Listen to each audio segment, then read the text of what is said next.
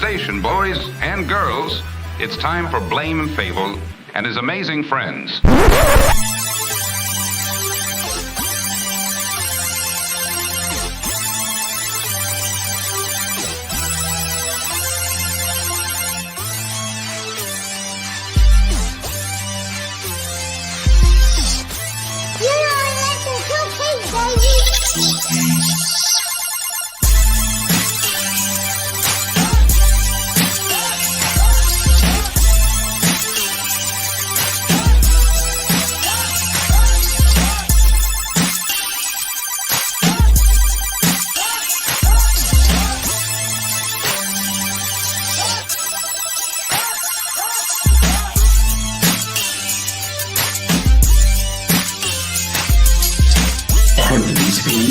We take our passions and our fandoms and we turn them into conversations with you.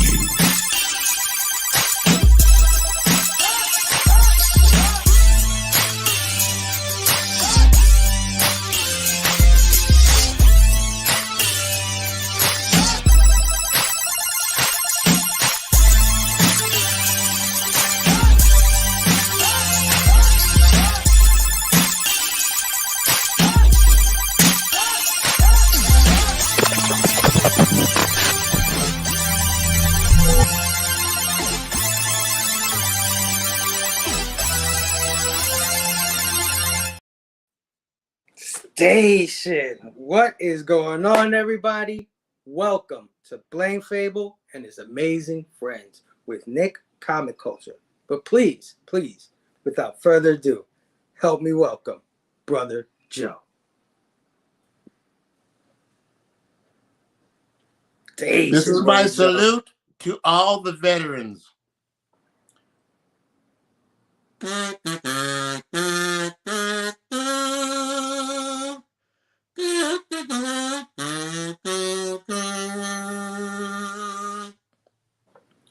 God bless America, land that I love. Stand beside her and guide her through the night with the light from above. From the mountains to the prairies, to the oceans, white with foam. God bless America, my home, sweet home. God bless America, my home, sweet home. That's to all the veterans out there around the world. Yeah, man. Absolutely. Happy Veterans Day. Happy Veterans Day. Hell yeah, man. Happy Veterans Day to everyone, man. Thank you for joining me as always, Brother Joe. You always kill it, brother. Always. Yeah, You great job, dude. You give me the power. You give me the power to do it. Station. Welcome to Blamephable and his amazing friends with Nick Comic Culture. Of course, Nick couldn't make it with us today. That guy, that bum, I don't know what the hell's wrong with him. He likes always doing like all this stuff for his family on the weekends. I don't get him. I mean, this show is like number one important thing to do. I don't understand. I don't get it. Why is he so good, Brother Joe? Why is he such a good guy? Because he's got a good agent. He's got a good agent. Gonna need a contract renegotiation here soon. But what is the question? What do we always have around, Brother Joe? What does this show have more than anything else? Besides a great audience, amazing friends. There you go. I love when you ask that question. I know.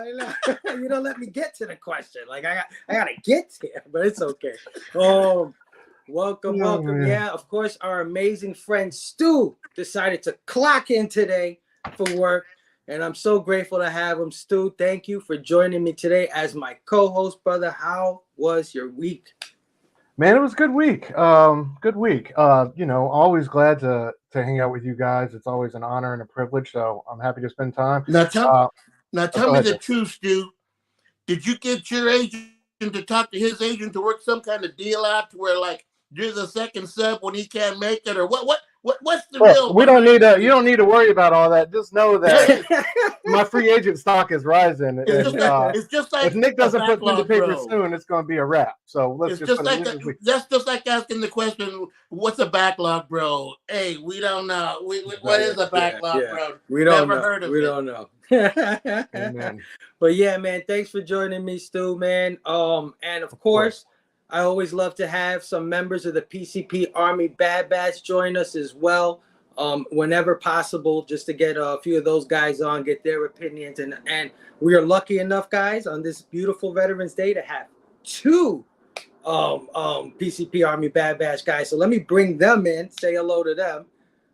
First off, we got returning my brother Missing Links. Station, bro. First of all, if I didn't know any better, I would think it was Stef and Stu show. You hijacked Stef and Stu show. No, they got the, what are we doing here? They got the the Supreme Clientele boys, man. They're taking over everything. They took over Wednesday. They taking over Instagram. They took over this show. They just taking over everything. These guys. These guys are awesome, man. Happy to have them, though, man. Link, thanks for joining me, my brother. How was your week? Anything exciting this week? No, not in particular. Oh well, we'll get to that. Some cameos in the Marvel movie. But that's about the most exciting thing for my week. Oh yeah.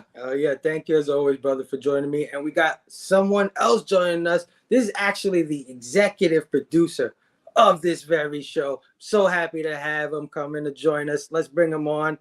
My brother Manny. Let's go. Man, the big boys are here today. Show. Dude, I'm so excited to be here. Thanks for having me. Oh yeah, man. Always, man. Definitely a pleasure always to have you. Of course, you're the executive producer of Blamephable and his amazing friend. So anytime I have you on, it's a pleasure, brother. How was your week, man? It was good, especially now that the whole strike has ended and we can speak as producer and talent again. Because it was getting a little tense there for a little bit. I'm not gonna lie. Oh yeah, man. Oh man, but yeah, man. Thank you everybody again for joining us on this Saturday afternoon. We had to go a little earlier today because our guest has a show coming up today at 2 or 2:30 p.m. But he'll get into it. He'll let you know what's going on. But before we get him in here, let's just say what up to some of the people who joined us in the chat today. Already a bunch of people said what up to us. Of course, our guest is there, Mr. Rob's Fat Stack saying station. Hell yes, station, my brother. The executive producer also in the house saying station. What's going on? Our brother Eric, the staff, the Reds is in the house. Station E, how are you? We got my co-host in the house, Stu, Dr. Doom's fan clubs. What is going on? We got the troublemaker, the Bad Batch. Two Gun Pedro is in the house. Pedro. Asian, what is going on? Let's see. Oh, we got my brother Verno, Blood, Splatter, Chatter is in the house. Asian, what is going on? Let's see, what else? Who else? Oh, we got my brother Sal. Sal is in the house. Asian Sal, good afternoon. Thank you for joining us, guys. We got my brother Dale of Suspense in the house. Dale Station, what is going on? Man, Rob's milkshake brings all the nerds to the yard, man. You see this? It's crazy. Well, speaking of Rob, man, let's bring him in. It's the first time that we've ever had him on the show. It's the first time I ever really speak to the man. But I know of Rob. He's in the community. He's around, and we see him. He does a ton of shows. But recently, he put together this comics curing cancer, the C3 event, which happened a week or two ago. And man, it was nothing short of amazing. In 3 days, these guys managed to raise $50,000 for the American Cancer Society. It was amazing. You guys did it. Everybody in the community helped that work. Oh yeah. So let's get him in here because I want to meet the guy. I want to talk to him. I want to find out how they pulled this thing off, and just give him his flowers for doing it in the first place. So let's bring in Rob Fat Stax, man. Station Brothers. Hey, man. Coming through.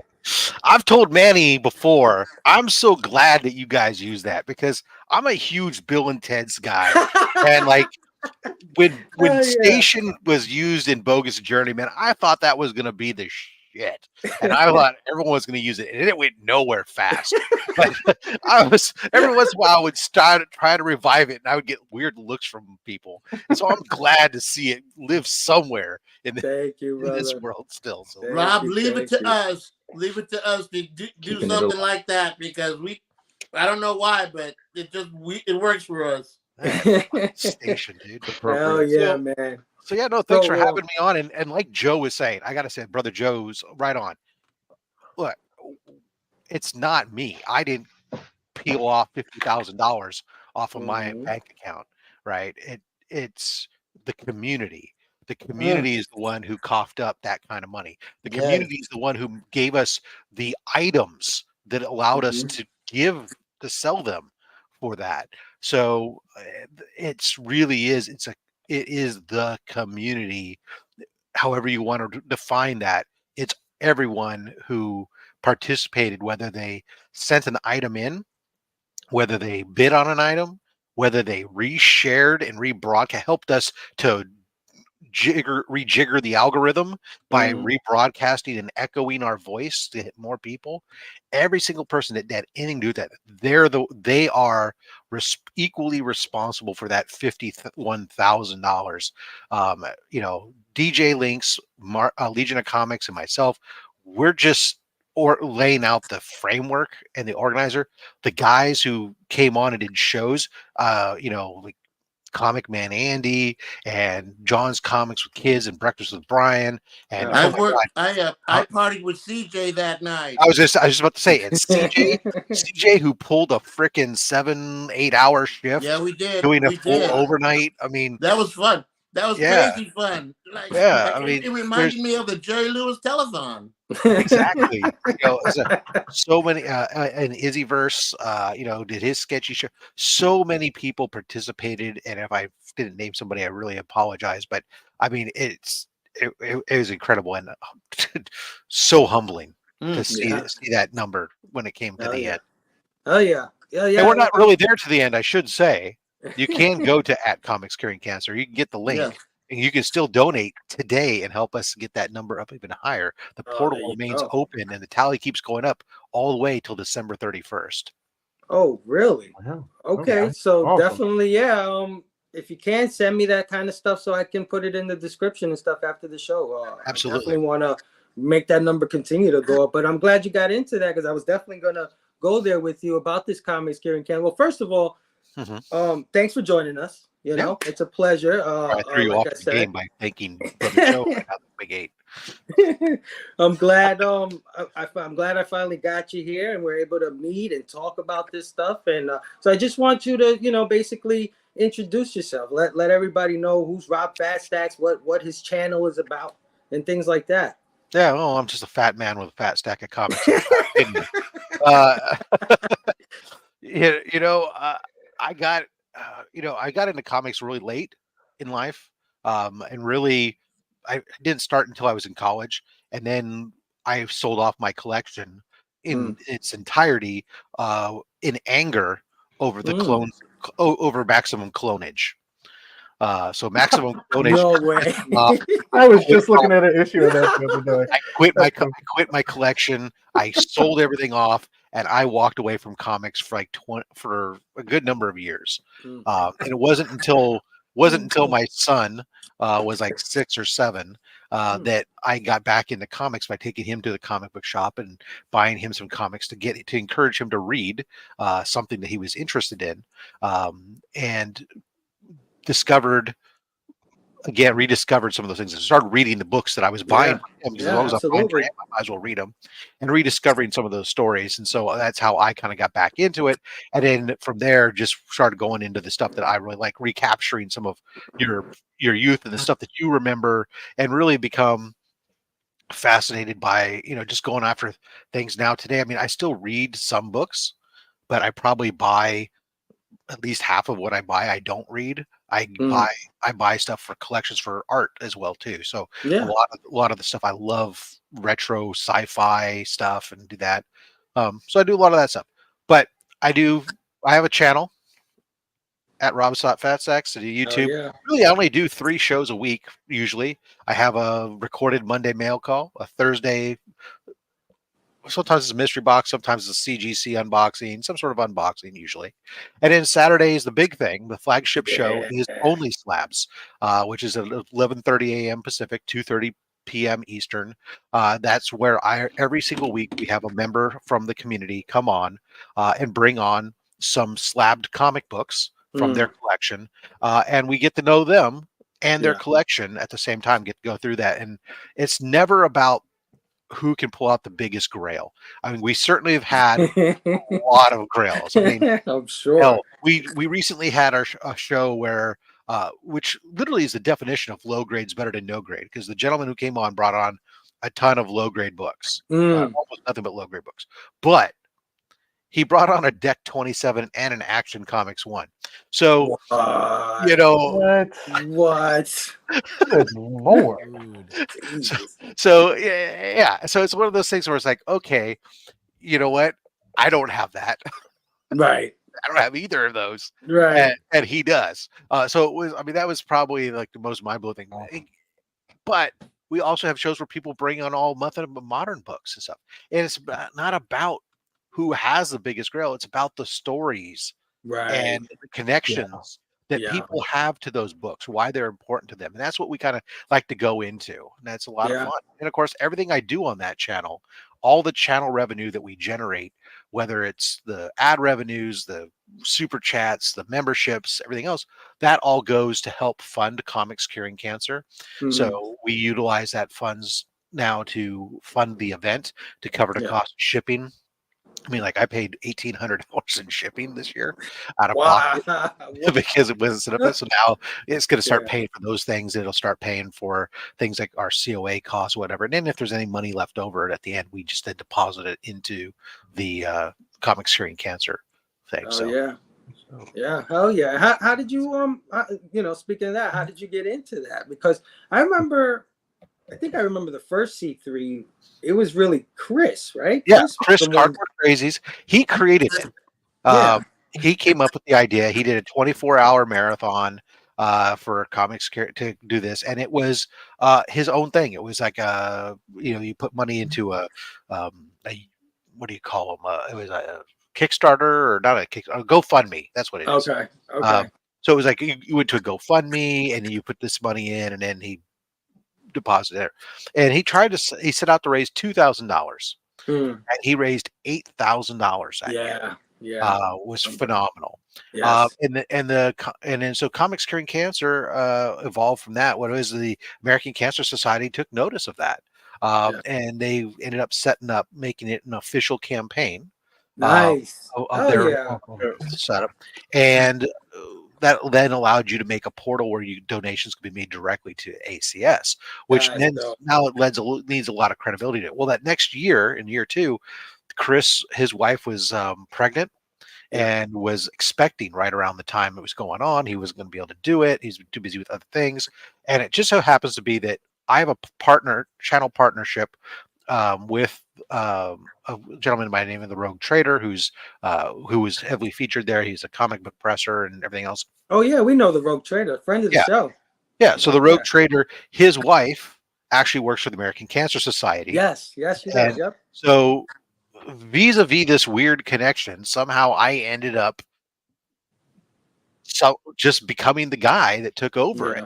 And fortunately for me, very quickly, DJ Lynx and Mark from Legend of Comics, who I'm really good friends with, jumped in and really helped to thing. And in last year we had set out. We said, okay, well, let's go. We'll try to raise $10,000. We needed 10. That's a 20% increase. Yeah. We ended up raising $22,000. Crazy. So then this year we said, okay, well, we did a crazy amount last year. Let's try to do 25,000 because that's a 10% increase, which Right. anybody in business will tell you if you can project a 10% increase over year, that's phenomenal. Okay, yeah.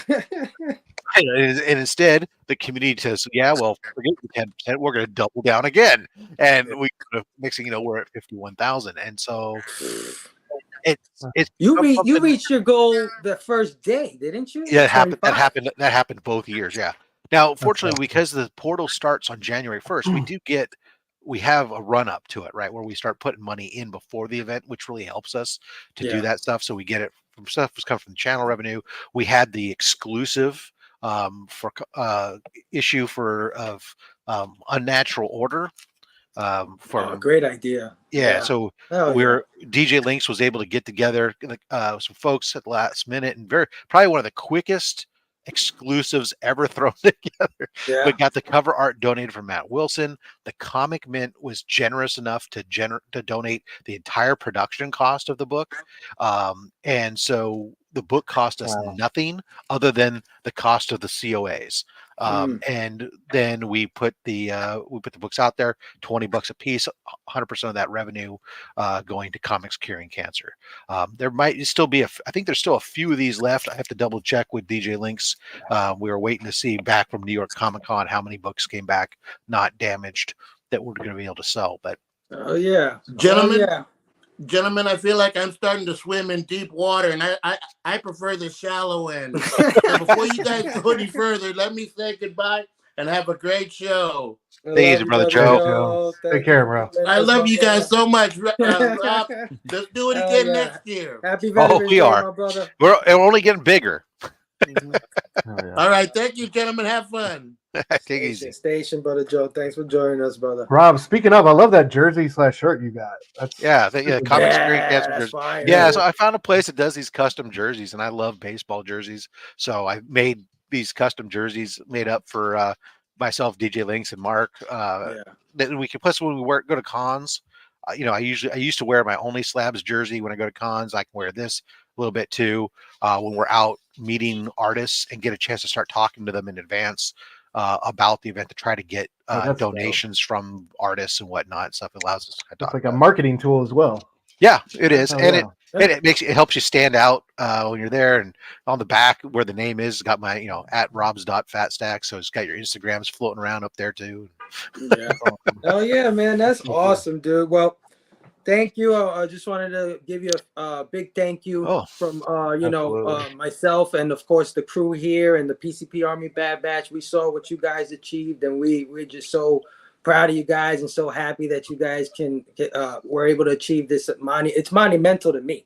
Anytime you double a goal like that, I mean, And it's a universal cause. I mean, everybody understands that cancer is the supervillain of supervillains, and nobody. Hey, I've yet to meet anybody who said no, cancer's okay. It's not bad. Right. so I mean, it's really easy for everybody to kind of rally around. Everybody's been touched by it in some manner, and the fact that we've been able to partner directly now with the ACS, so that way when we're doing this, that the money goes directly to it. It really has helped to lend so much credibility. The number that we raised the previous year really helped lend credibility where we had much bigger artists. We know that going next year, look, we hope to do more. Again next year, right? You're gonna have to get. We're not gonna double. There's no way there's no freaking way that we're doubling again, right? But hitting a 60, is potentially possible, but that just requires, again, when we go as we continue to evolve this, as we continue to grow it, when we're reaching out to artists and stuff, what helps is each year that the community has stepped up like this to be able to sit there and go, hey, this is now our 4th year. Last year we raised 50,000. That's a freaking big number. That's a Yeah. real number. People, artists pay attention. They go, oh, okay. This isn't just that random YouTuber who's going to raise $400 for Right. something that's going to do. This is a freaking big deal, Yeah. and it really helps. So thank you to everyone. Like Brother Joe said, it was a true community effort. Izzy says he's going to double it for next year. Yeah, good for you, Izzy. I'm going to need a lot more sketches out of you then. So yeah, man.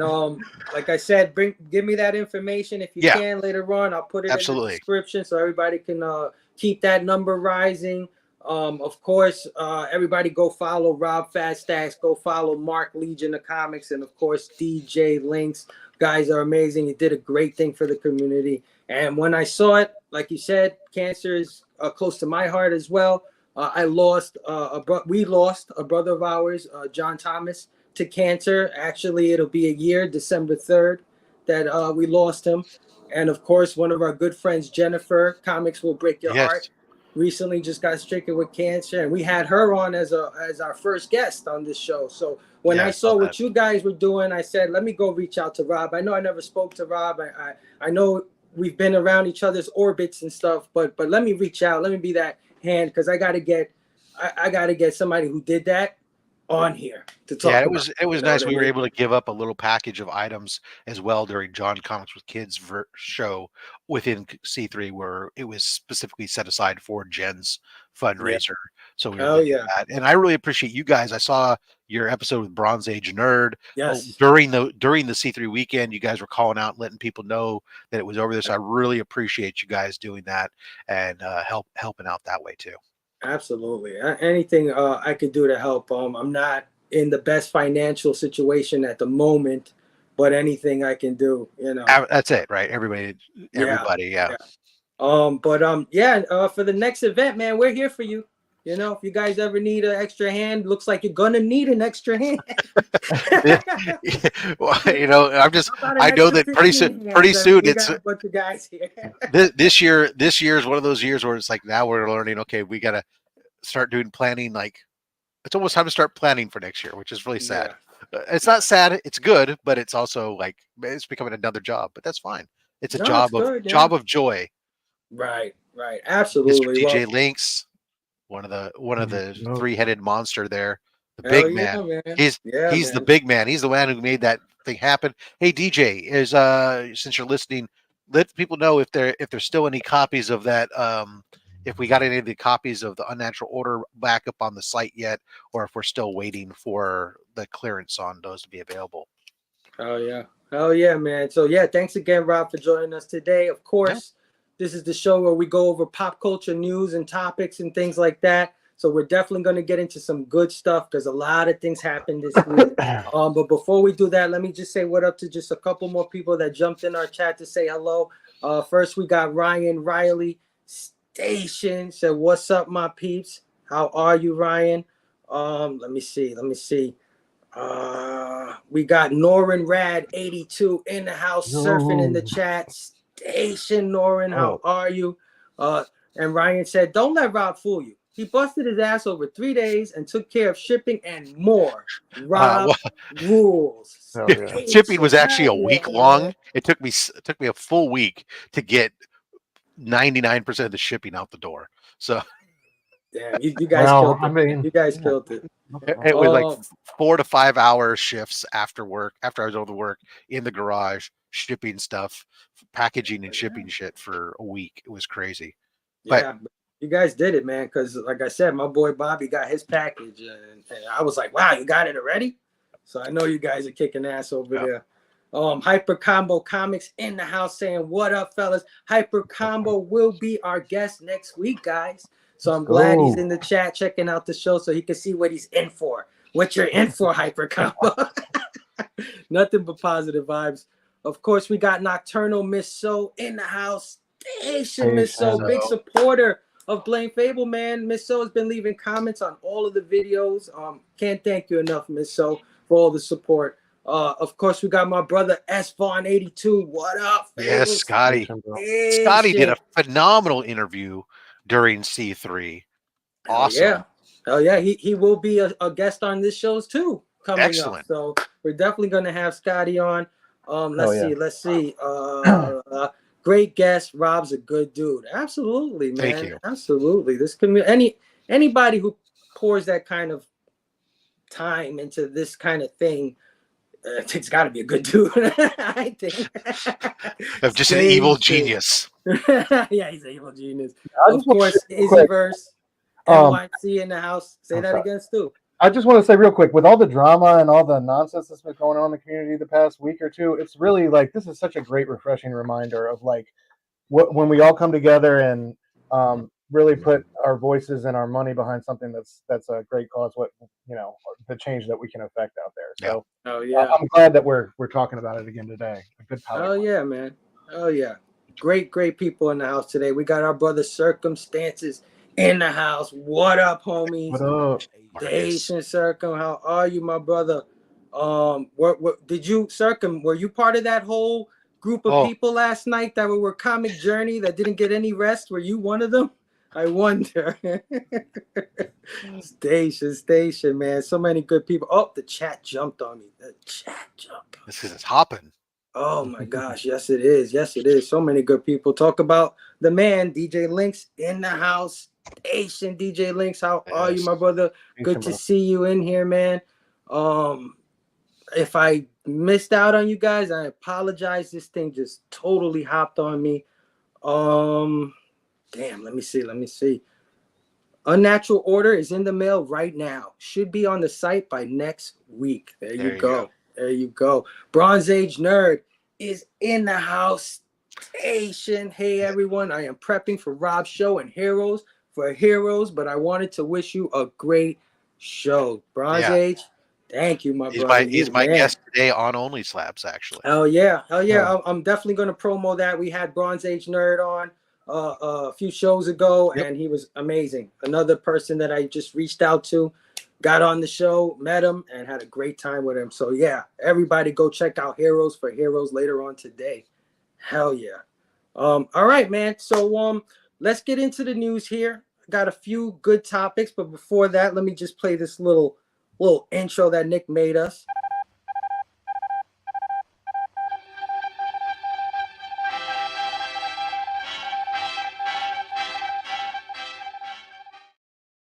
All right. So first up, let me see if I get this on the stage. Hold on. There it is, man. First item of news. The SAG-AFTRA strikes are finally over. The SAG-AFTRA National Board approved its new contract with the major studios with an 86% approval vote, sending it to membership for ratification. The official approval was announced by the Guild at a press conference Friday afternoon, which finally got started at around 3:20 p.m. after an 80-minute delay. SAG-AFTRA President Fran Drescher, National Executive Director Duncan Crabtree, Ireland, and members of the union's contract negotiation committee were present at union headquarters to announce the terms. The full details of the contract will be distributed on Monday, so we don't know all the details yet. Monday we'll get all the details. This victory is everyone's victory, said Crabtree, Ireland, at the start of the conference. We are also grateful that the entire industry has enthusiastically returned to work, the AMPTP said. This is an ongoing living thing, a contract, Drescher said, and we're not over. We're only just beginning. So just a little bit of, I do got some details of what they got out of it. So according to this, the deal includes a 7% raise in most minimums, a percentage that breaks the industry pattern. It also includes more than $1 billion in new wages and benefit plan funding over 3 years, and a new $40 million residual bonus. It's a lot of freaking money, man. Hollywood's got money, man. Additionally, the Guild announced guardrails against the use of artificial intelligence. So this was the big sticking point, right? AI. And AI has been a big sticking point in general, but we'll get into it. Though it allows AI to be used to create digital replicas if actors are paid and give their permission. So finally, they hashed out something that, you know, gives them some control over these AI things. Drescher also highlighted the importance of addressing AI in the negotiations, which was one of the final items agreed upon during the contract negotiations. So that AI thing was down to the wire when it came to this thing.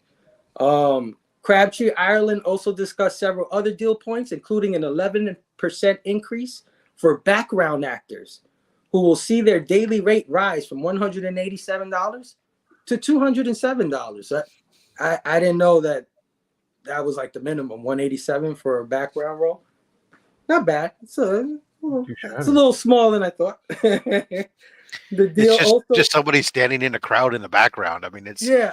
Hey, The deal also includes the first increases in contribution caps for the pension and health plan in 40 years, which is expected to generate $180 million over 3 years. Series performers will also get a maximum relocation allowance of $5,000 per month, an effective increase of 153%, according to the union. So, man, that's they got something there, 153% increase. The deal also increases the number of background actors who must be hired on union terms on the West Coast is to equal the number in New York. On a TV show in LA or other West Coast cities, only the first 22 background actors on any project are covered by the contract. The new agreement will step that up to the New York level of 25. So, LA, for some reason, they weren't getting covered the way New York background actors were getting covered, but now they are. The tentative agreement reached on Wednesday put an end to the union's 118-day strike, the longest actor strike in Hollywood history. Actors were allowed to return to work this Thursday. So, man, finally, 188-day strike. This strike did some damage. I'm sorry, this strike did some damage, but I just wanted to ask some questions to the panel, of course, and everybody in the chat.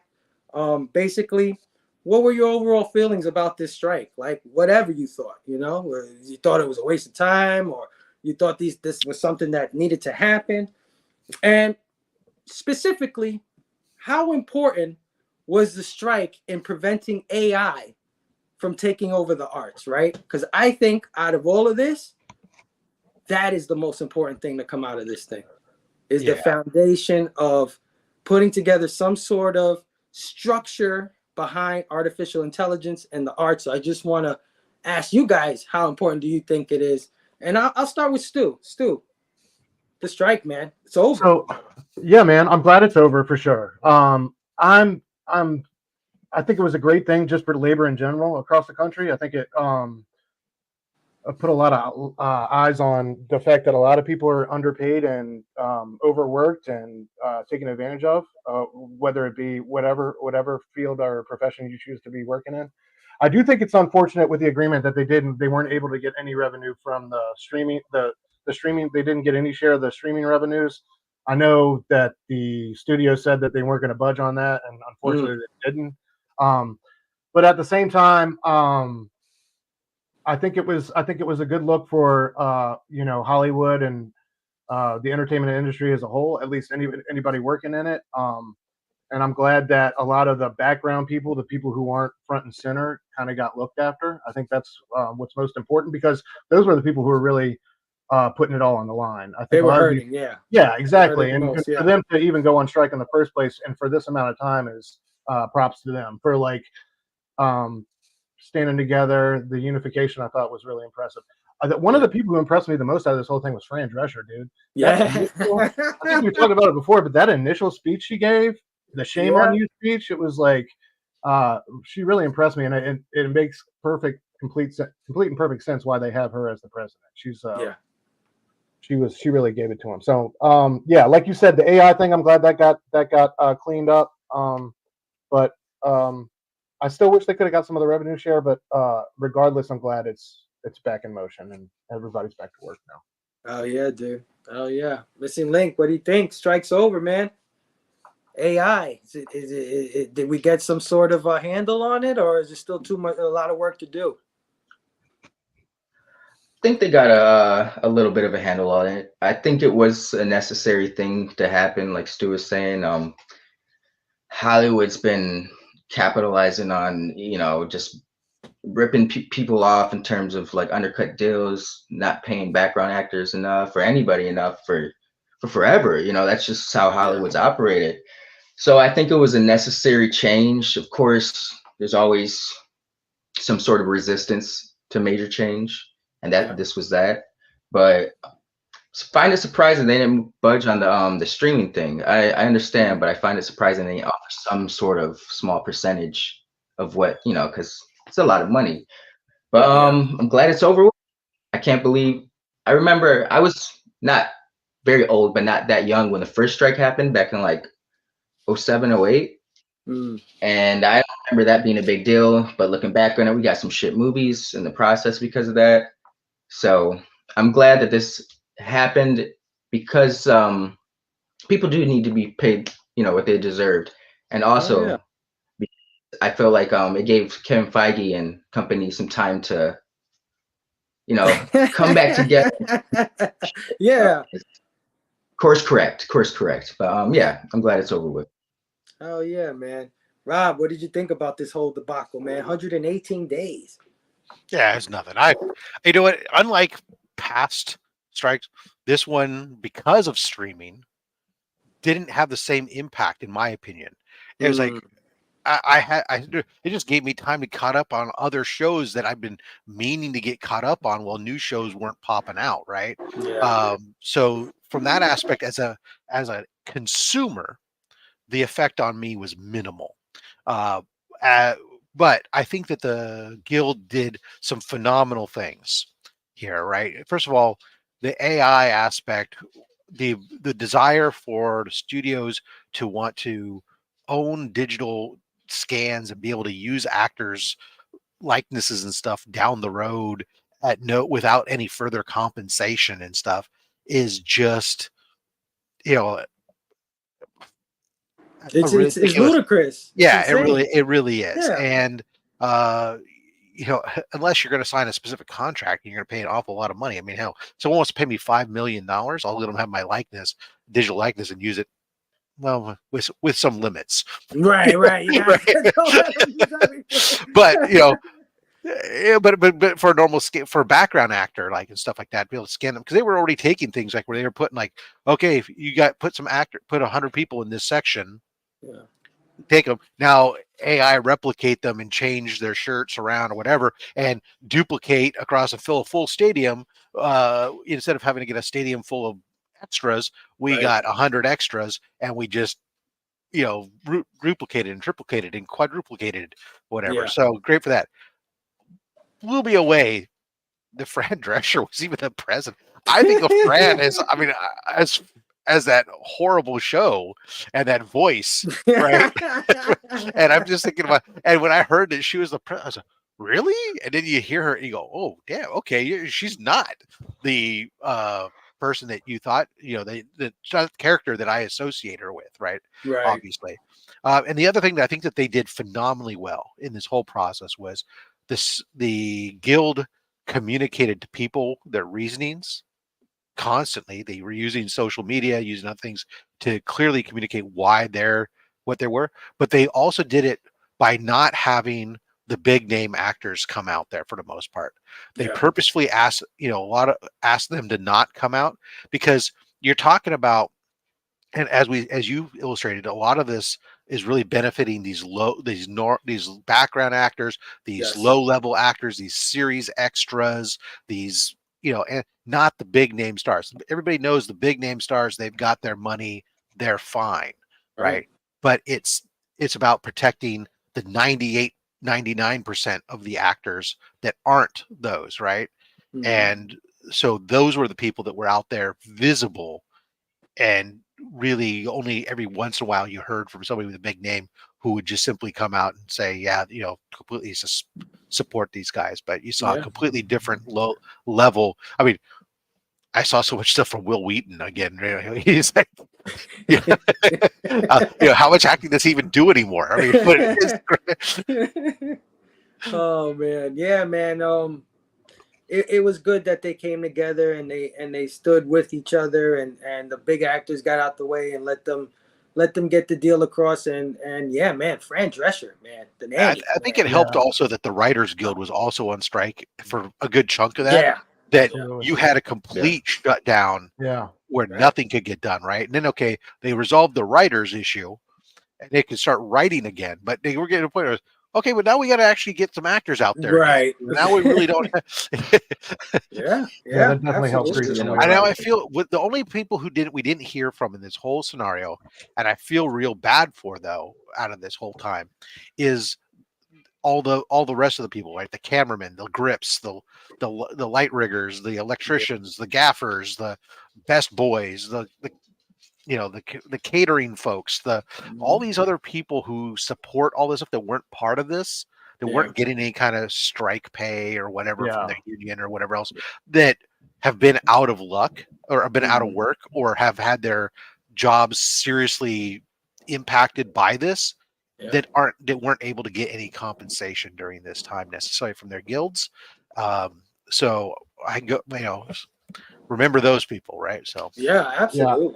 Yeah. They shot the Ethan Hawke, John Brown, I think it was on Showtime series on My Street a couple years ago, and you don't really realize how massive those productions are and how many how many people, like Rob was saying, like all those people are attached. Like you got to think about like every little thing, like the even like the catering and making sure everybody's fed and like they have accommodations and just like watching it on My Street and seeing like all the moving parts, just like a massive every production, no matter how big or small, just like a massive amount of people attached to it. So yeah, absolutely. Manny, the strike is over, my brother. You can finally get back to work, Manny. Get back to work. I can. Well, it was tough. It was tough because I'm like Tom Hanks. I'm on both sides of the fence. So it's very difficult for me to talk about these things. I think as far as AI goes, to your point, Phable, I think the writer's side had the most to lose with AI. And I'm glad that they got their stuff squared. The extras, what they were talking about doing, scanning them and then keeping that likeness forever is fucking scary and terrible. Yeah, man. But it's expensive too. CGI is expensive. So it's like, is it more or less expensive to pay somebody $100? You know what I mean? Right. The only thing, and this is just me being like cynical because I'm a dick, is when I look at like the actual wins, what Deadline reported this morning about the actual wins, right? A lot of this money is going to healthcare and pension. That sounds phenomenal, except that only 15% of SAG-AFTRA members qualify for healthcare or pensions. Donald Trump gets $110,000 pension from SAG-AFTRA. So with that in mind, if an extra is making less than $300, even with the wage increase, they have to work 6 months out of the year consistently getting work as an extra. That is difficult when production is mostly spread out between Georgia, New York, Vancouver, and LA. Right. One area is not getting all of this work. So let's take a $3,000 entrance fee. Let's not forget that SAG-AFTRA did not do anything to lower their dues or their barriers to entry. So now we have a $3,000 entrance fee to get in. That's 10 solid days of work without any taxes taken out before I can even pay to become a member of SAG-AFTRA. Now I also have to pay $231 every year to maintain that membership, plus 1.575% of what I make, plus what that's not counting what my agent is taking out and everything else. This is a win for the little guy, but just barely. Out of 160,000 members currently on the SAG-AFTRA rolls, we've got less than 17,000 people that qualify for the bulk of these massive benefits. Wow. So these are issues. The only reason I do this is because for a long period of my life, I wanted to be an actor. I've done a lot of theater and a lot of things like that. I know. Do this. And these are things that I have to consider. Like, right. Yeah. So that being said, I love the fact that there was a union win. I think this is, like Stu said, a big win for labor. I just don't know that the bulk of the benefits are going to the right people. So it's a win, but it's a bittersweet victory, if that makes any sense, at least for me. Right. Wow, man. Thanks for breaking that down because I don't know none of that. I so was I'm reading supposed to this. use this, so All my bad. I was supposed to use this. When I Hey, said and that. don't forget to distort your voice while you're at it. Yeah, so sorry about that, you guys. I should have definitely used this one. That never gets old. Oh man, but yeah, man. Yeah, just reading it off the top, the way I read it, I would think, oh yeah, everything's all roses and stuff. But the way you broke it down and really put it into perspective, lets you know that there's a lot more work to do. It seems, and that the numbers that I was tossing around was probably just chump change, maybe, right, compared to what these guys really dealing with. It was it's weird, right? It's so hard because you really want people to be compensated fairly. You want them to earn fair money and work in a place that's equitable. But when we're looking at a 7% increase across the board, well, let's not forget that is 7% on Tom Cruise's $15 million a movie. Right. 7%. You know what I mean? And those are the people that actually can afford to maintain their SAG-AFTRA and afford to maintain their dues. As an electrician, we run into this every winter. Do I pay my union dues when I'm not working, but I have to maintain my pension and my health care, you know? Mm-hmm. Or do I sit it out? Do I drop my membership rolls and go try to scab out work somewhere else, knowing that that's going to bite me in the ass? Like it's weird because the union bosses and the top people, they're not. Dude, that's crazy. Stuff, but. Yeah. I'm like I said earlier, I think the most important thing out of this whole thing is the AI stuff, because movies are cool, they're nice, they're fun, acting, we're acting, having fun, going to the movies, but digitally copying people and that kind of thing is a Pandora's box that affects way more than just movies. Like, we're talking a whole nother thing here, right? Like, you think about identity theft, and then think about digital theft, and think about you ending up in some pornographic film, right? Where Brazzers or whatever their name is, they make and I don't even get to be in it. Billions, right? You got to think about stuff like that, right? Although that's probably a win for everybody else. Yeah. Put my face on somebody else's body. That's a win. Keep my whole body. Sorry, guys. Yeah. You don't... Yeah. And you got to think that way, especially if you're the actor. So you got to go after the most protection that you possibly can. Like Rob said, just the face. Don't scan none of this. You know what I mean? So yeah, in my opinion, I think everybody should get paid what they should get paid. And it looks like a lot of people, or more than half of the people, won in this thing.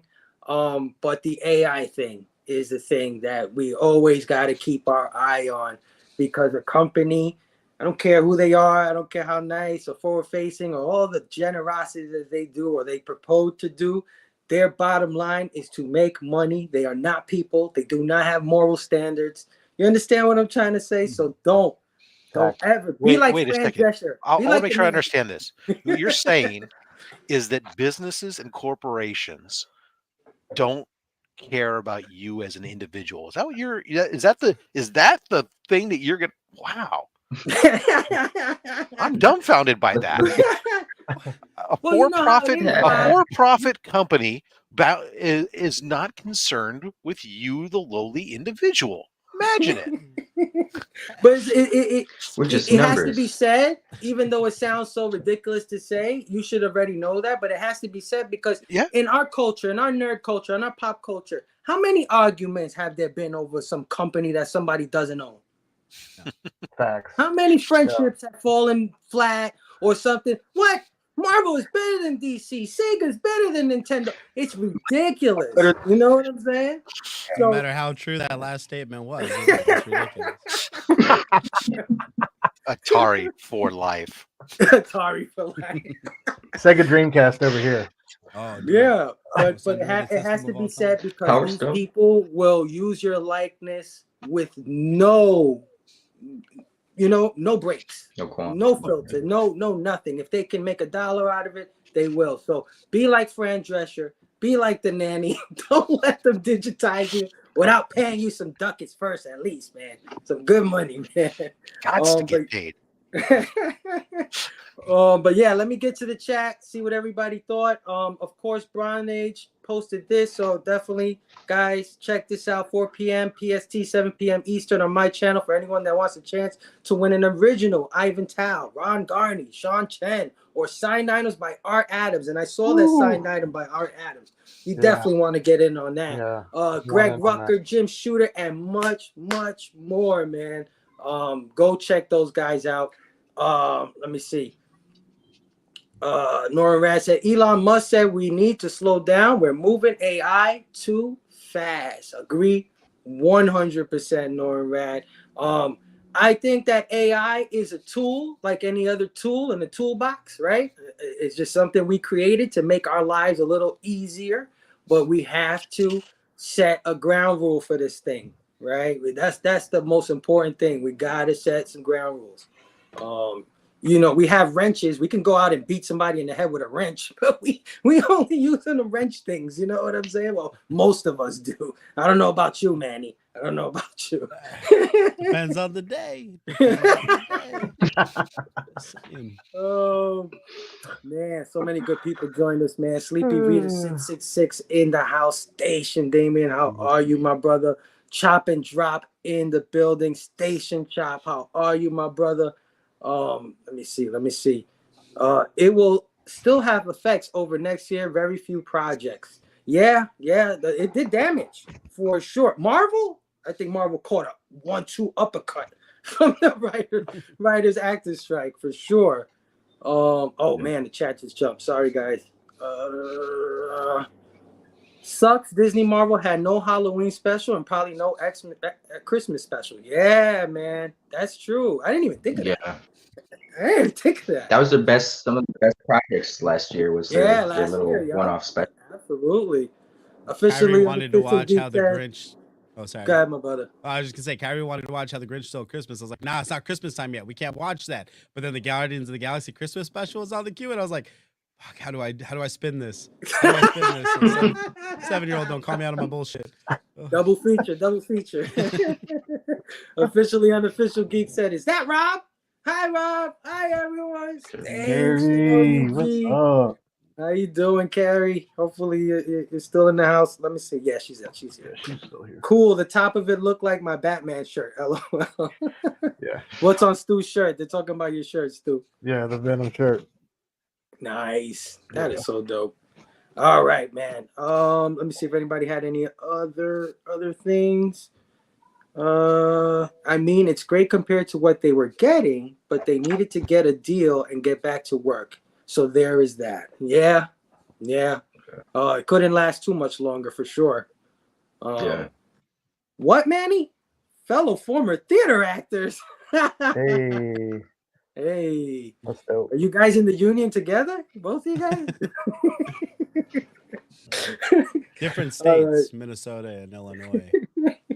Let's I don't get mess to with our any next unions item, in man. Illinois. That's terrifying.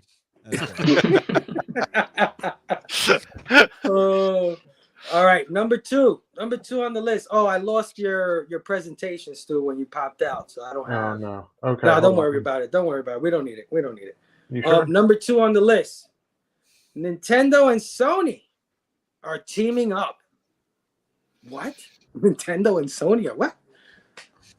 To make a live action Legend of Zelda movie. Oh my gosh. Are you Rob, before I go on, are you a gamer?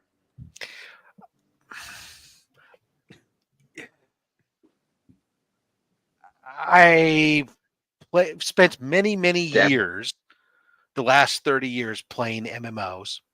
Oh, okay. But other than that, I'm an old school gamer. Like, okay, what World of Warcraft? What are we talking? No, I put my geek. Star My geek Wars. doesn't wear a loincloth. I'm Star Wars, so I played Star Wars Galaxies for years, and I played Star Wars: The Old Republic. Nice. My fantasy, my geek goes pew pew pew, not arr. Well, Sony is co-financing a new film with Avi Arad and Shigeru Miyamoto, set to produce with Wes Ball directing. That's big. Nintendo is finally making a live-action Legend of Zelda movie after years of hopes and months of rumors. The news was shared in an official post to Nintendo investors with few details. The film is being produced by Nintendo Shigeru Miyamoto, and if you don't know who that is the creator of Mario. That's the creator of Mario. It's the creator of Zelda. That's the creator of Donkey Kong and all the characters basically that Nintendo owns for the most part. Avi Arad, chairman of Arad Productions and former founder and CEO of Marvel Studios. So that's big right there too. Arad has been credited as a producer on numerous successful films over the years, most recently including Spider-Man Across the Spider-Verse, Into the Spider-Verse, No Way Home, Far From Home, and Homecoming. He's also worked on upcoming films including Kraven the Hunter and the Borderlands movie. The Maze Runner director, Wes Ball, is set to direct, and Sony Pictures Entertainment will handle theatrical distribution in addition to co-financing the movie. So Sony's putting some money into some Nintendo product. Yeah, that's kind of crazy. Yeah. Yeah, co-financing the movie with Nintendo. Deadline Hollywood, meanwhile, reports that Jurassic World writer Derek Connolly is writing the script. So it got a pretty, good team going on here. Unlike the Mario movie, however, the Zelda film is live action, meaning casting characters such as Link, Zelda, Ganon, and others will take on an entirely new dimension. The Super Mario Brothers movie, while well received, did undergo some pre-release criticisms over the decision to cast Chris Pratt as Mario. Yeah, I remember when that happened. I was like, what? Mario already has a voice actor, but whatever. It turned out okay, right? It was all right. Sure it was better than the live action Mario Brothers. You shut your mouth, Rob. That movie's a fucking classic. It's unclear exactly which Zelda story will be explored in this film adaptation, or if a new Zelda story would be told instead. It's possible Nintendo opts to explore the most recent and successful entries in the franchise by telling the story of Breath of the Wild, especially if it would open the door to a sequel in Tears of the Kingdom, which is the latest Zelda game that just came out not too long ago. One way or another, we'll have to wait for updates from Nintendo to find out what's in store, man. So, man, I brought this up because I feel like video games have been intersecting with pop culture a lot more lately, right? Like we just had Spider-Man video game drop on PS5, did gangbusters, crazy amounts. We had some movies that have been adapted from video games or some television shows like The Last of Us, which is critically acclaimed, big success for HBO Max or Max or whatever they want to call it, and a lot of other things that I can't think of. So I wanted to bring that announcement up, and the questions I have for you guys, and of course everybody in chat. Are you excited for a live action Zelda movie, man? Is this something that makes you go, woo? Do you think we're finally on the verge of good video game movies? Because they've done this before. Like Rob mentioned before, Super Mario Bros. We won't mention that again, Manny. We'll talk about Double Dragon then? Say that again? Another classic. Double Dragon. Yeah. Another classic. And last question is, I want you to give me a quick fan casting if you can. If you could think of it real quick, who you want to play Link, who you want to play Zelda, Ganon, whatever. Real quick, if you could think of it. If you can't, don't worry about it. But this time I'll start with Manny. Legend of Zelda, live action movie, man. Oh, we're gonna get some multiversal bullshit because that's what I like to do. I think we start with the Hero of Time because that's where the Zelda timeline splits. So you got to start with the Hero of Time. Then you get to do a spin-off Netflix series, or it'd be on Crackle. No one's gonna watch it, but it'll be on Crackle because it's Sony. You'll have the Wind Waker saga where we'll get the Hero of the Winds, and then we can roll into like Twilight Princess shit, and then eventually into Breath of the Wild, Tears of the Kingdom. The story's the same. It doesn't matter, right? I mean, it changes replace bird people for fish people, replace Gorons with Sheikah. You know what I mean? Right, yeah. It doesn't really change much. I feel like there's too much opportunity to really fuck this up. Like with Mario, Chris Pratt being cast, it was like, God, Chris Pratt, fucking really? But on the other hand, it's me, Mario, would not have sold. It would not have worked. Right. But at least you had a voiced character with a voice. You give Link a voice, he is never going to sound the way you want him to sound. Right. He doesn't speak. Never going to work that way. So you have way more opportunity to piss everybody off. All right. Mhm. If you make him too gruff and too rough and tumble, people are going to say, this isn't Link. This is Link has a little bit more of a fun side and this and that. Or you're going to make him too whiny and emo and be like, fucking Kylo Ren is fucking Link now. Like, there's too much opportunity to mess with something really good. So what do? Do we do the Dungeons and Dragons thing where it takes place in the world of Hyrule, but doesn't include those main characters? Or Dude, I'm glad you brought that up. Characters? I'm glad you brought that reference up. That's a good one to bring up. And if you do that, if you build up to Link, he is going to chuck the lightsaber off the side of the cliff because that is the way these films roll out. I really worry. The geek in me, the one that sat down and played Ocarina of Time for far too long, the one who never ever finished Majora's Mask but will swear up and down he did because I don't want to get that card revoked. That nerd really wants this. The guy who's going to have to go on PCP movie night at some point and defend it is my heart's breaking for, because I know there's no way this could work. So those are what I think about. Yeah. No, I get you. I want Voldemort to play Ganon. The guy that played Voldemort to play. Yeah, Ganon. you cast the him, rest of them. I don't care, man. A feminine It's blonde whatever. with a fucking elf hat from Santa Claus. Anyone can do that. Oh, but yeah, no, I get your trepidation. I mean, when you just look at it, and then you try to like think about it in real life, you're like, oh, that might look kind of like silly. It might not look too good. But if one thing Hollywood has shown me, especially in the last 20 years, is that they can bring anything to life, right, and make it viable and make you believe and get sucked into the world. They really can. There's a lot of things that I thought would have looked translated silly in real life, and they kind of, made me believe a little bit. So, but I get the trepidation with that. I'm with you on that a little bit. But Rob, man, Legend of Zelda, man, are you interested? Is it excited or no? Whatever. Not at all. Not at all. I will just say the following: Hitman, Lara Croft, Blood Rain, Rampage, Super Mario Brothers, Doom, Resident Evil. I mean, come on. Doom was.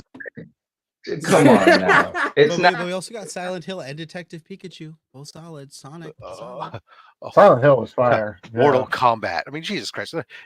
Some of these movies, they get the core audience will go see it.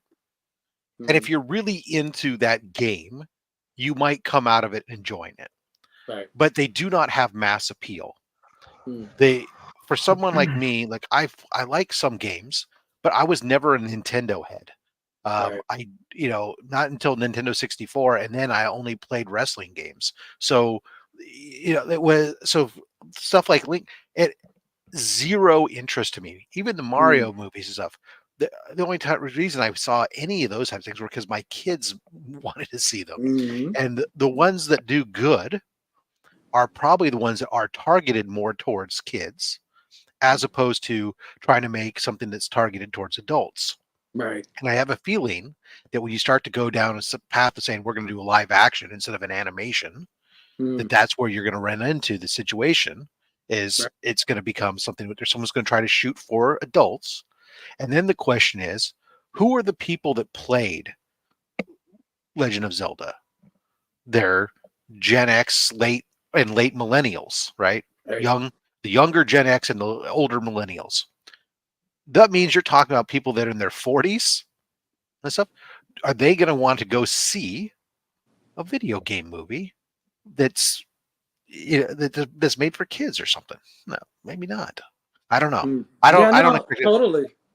I don't. Understand. I think this is, if they could do it where it costs them hardly nothing to make, then great, they can make some money off of it because it's got a name and people will go. And there are, like I said, there is a built-in audience that will go see it.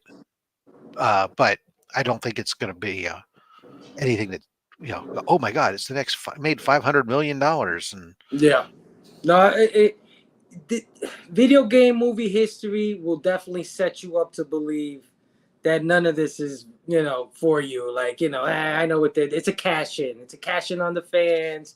It's a money grab or whatever. But as of late, I don't know. I feel like it's kind of turning around. I feel like they're picking certain stories in order to translate those stories, the ones that they think will go to movies. Well, things like Metal Gear. I don't know if you've ever played Metal Gear, but that's a game that what's definitely happening? Translate. What's happening is studio, these movies and these shows have become such large budgetary items and such that the aversion to risk for the amount of money these guys lay out, when you start getting into stuff, right? They go like, oh, I don't want to put, if it's a completely original concept, you know, they're not willing to put out hundreds of millions of dollars to make something from a completely original concept where they have no idea whether or not it's got any kind of fan base stuff. So instead, we're in an era where, because movie costs and such are up here, that they're going and doing nothing but comic books, they're doing nothing but video games, or rehashing existing properties and making movies of these things, because those items have a built-in audience and they know at least these folks will show up to consume it. Yeah. Now, can we also, if we can expand on that, then we can do good. And that's what we keep getting. And instead, overwhelmingly, my opinion, and I haven't done the research to actually do the numbers, but not is that most of these things don't turn out to be good properties in the end. Yeah, no, like I said, there's definitely there's more of a history of them being bad than good or mediocre. Or mediocre. But then I saw The Last of Us. The Last of Us is above blind squirrel found a nut. but hey, it goes against what you're saying though. That is not a known property, and the amount of people that would have seen that is very small. Like the people who would have tuned in because they played the video game would have been very small. That is because of the team that they put together, the acting team, the production team, the streaming channel it's on. Max brings with it a certain prestige. And this is where I'm getting to. This is what I'm trying to say. Is this the turnaround point? Because there's been a few projects. I mean, I don't know if you saw Gran Turismo. That thing was directed by the guy who did District 9. That movie did pretty well as well, and it was pretty good. So that's why I'm asking the question. But you're definitely not interested in the link. Now give me a Pitfall Harry movie. There we go. Missing link. That would be Indiana Jones. I know you're a gamer. Yes, sir. When you said Sony and Nintendo were teaming up at first, I got a little worried, thinking it was like something with sort of console. I was like, oh Jesus, Xbox, they're just keeping the head apart, something like that. But no, I'm not the biggest hardcore Zelda fan. I play them. I haven't played all of them, so I'll go see it. I'm not necessarily excited, but I'm not like, I don't want to see it. I'll see it, depending on if they release a good trailer. I agree with you. I think we're at a turning point for video games being taken seriously as a viable property in terms of like movies and shows.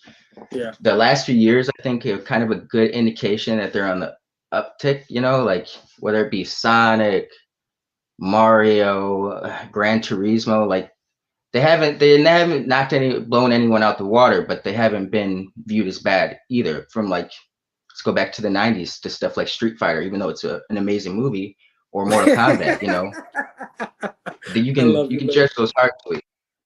But I think Zelda could be a hit. I mean, Zelda's one of those properties. It's like people in the 30s, 40s who grew up playing Zelda, even maybe older, they're still interested in Zelda right now, as are the younger generation. Like there's a bunch of kids with Switches with playing Zelda games are on. Yeah, they play Zelda. So it's like, I can see that having mass appeal. So Like you it's a said, I little bit don't. of a perfect storm brewing, is what I'm saying. Like it's a little Yes. bit of like you just named some of the ingredients right there. Property Yeah. that's lasted more than 40 years, so there's 4 generations of kids. You know what I mean? It's a That. perfect storm. But go ahead, keep going. My bad. No. They do have. They can't just pick anything. I think they have to pick and choose what they want to translate carefully if they want video games to become the next big thing in Hollywood. But that's Hollywood's always looking for a well or a source, and that's an untapped well for Hollywood as of right now. Like they dabble once in a while, but there's plenty of like Mass Effect could be an awesome movie. Yeah. You'd have to be careful, but it could be an awesome movie. There's a bunch of games out there that would translate well for Hollywood, just being these big, bombastic box office productions. But in terms of the Zelda movie, I can see them. I don't think they're going to tell one tell from any specific game. I can see them picking and choosing from each game and amalgamating it into like one story. So like you'll see hints of the I know it's not the most popular one, but the one on. Sorry, my kid's having a fit right now. Oh, it's all good, brother.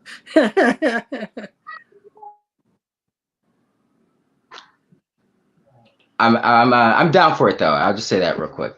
I think yeah. Oh yeah.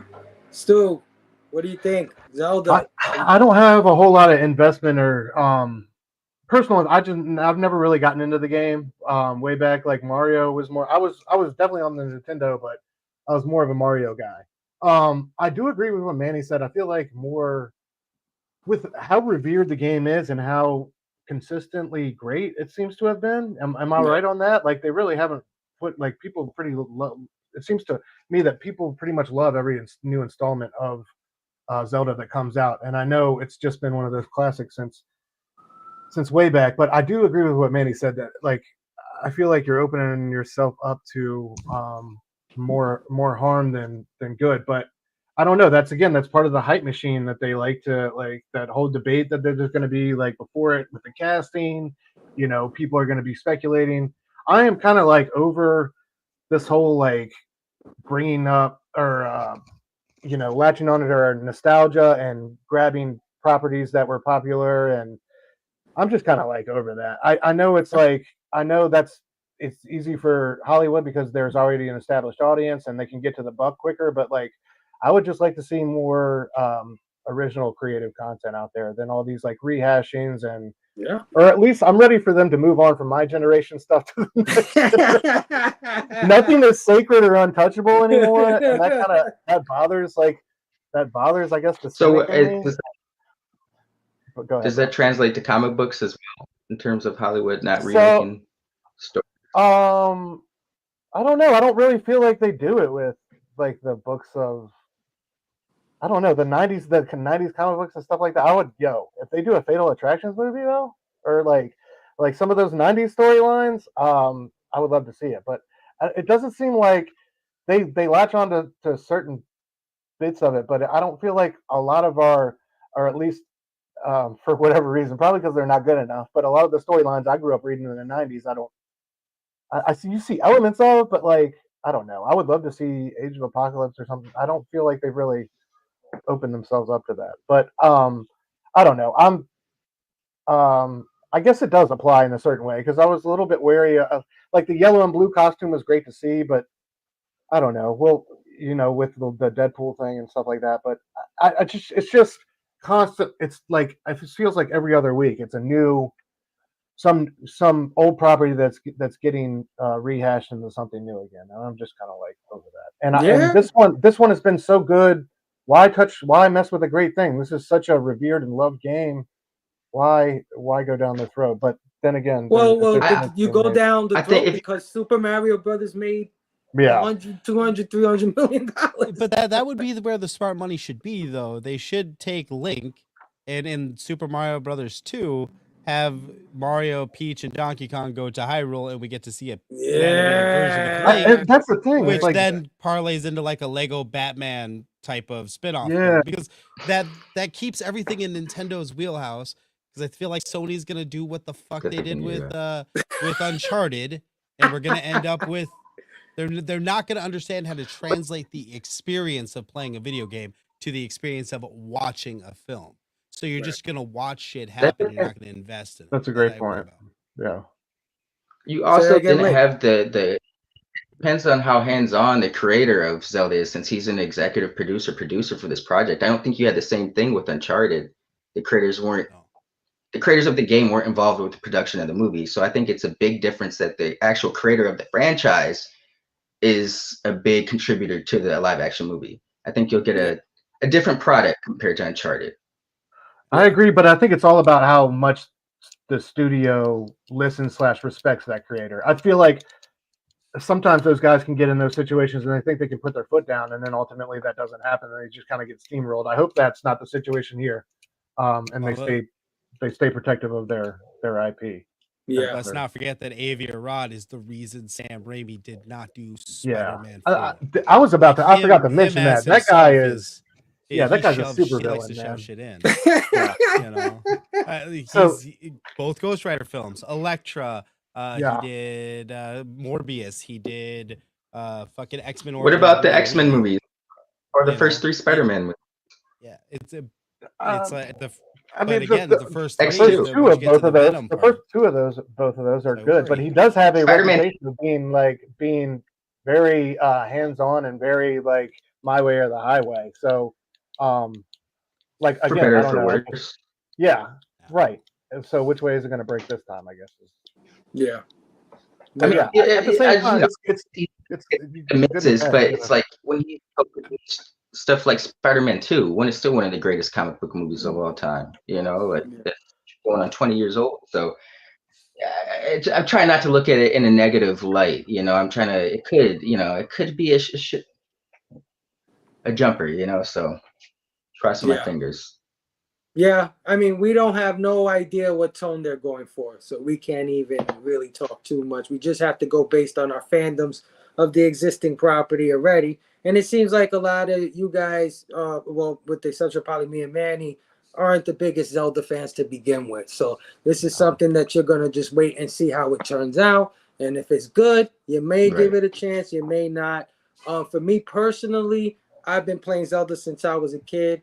I think it's interesting to do, and I think it is something, like Link said, the potential for money and stuff like that is definitely there. 40 years of history, there's plenty of people who play Zelda at this point, and even though we may be a little cynical and we've seen 30 years of shitty video game movies, that doesn't mean like some 15-year-old kid who just finished Breath of the Wild isn't like going crazy right now, right? Like absolutely ape shit over it, and we were there. Yeah.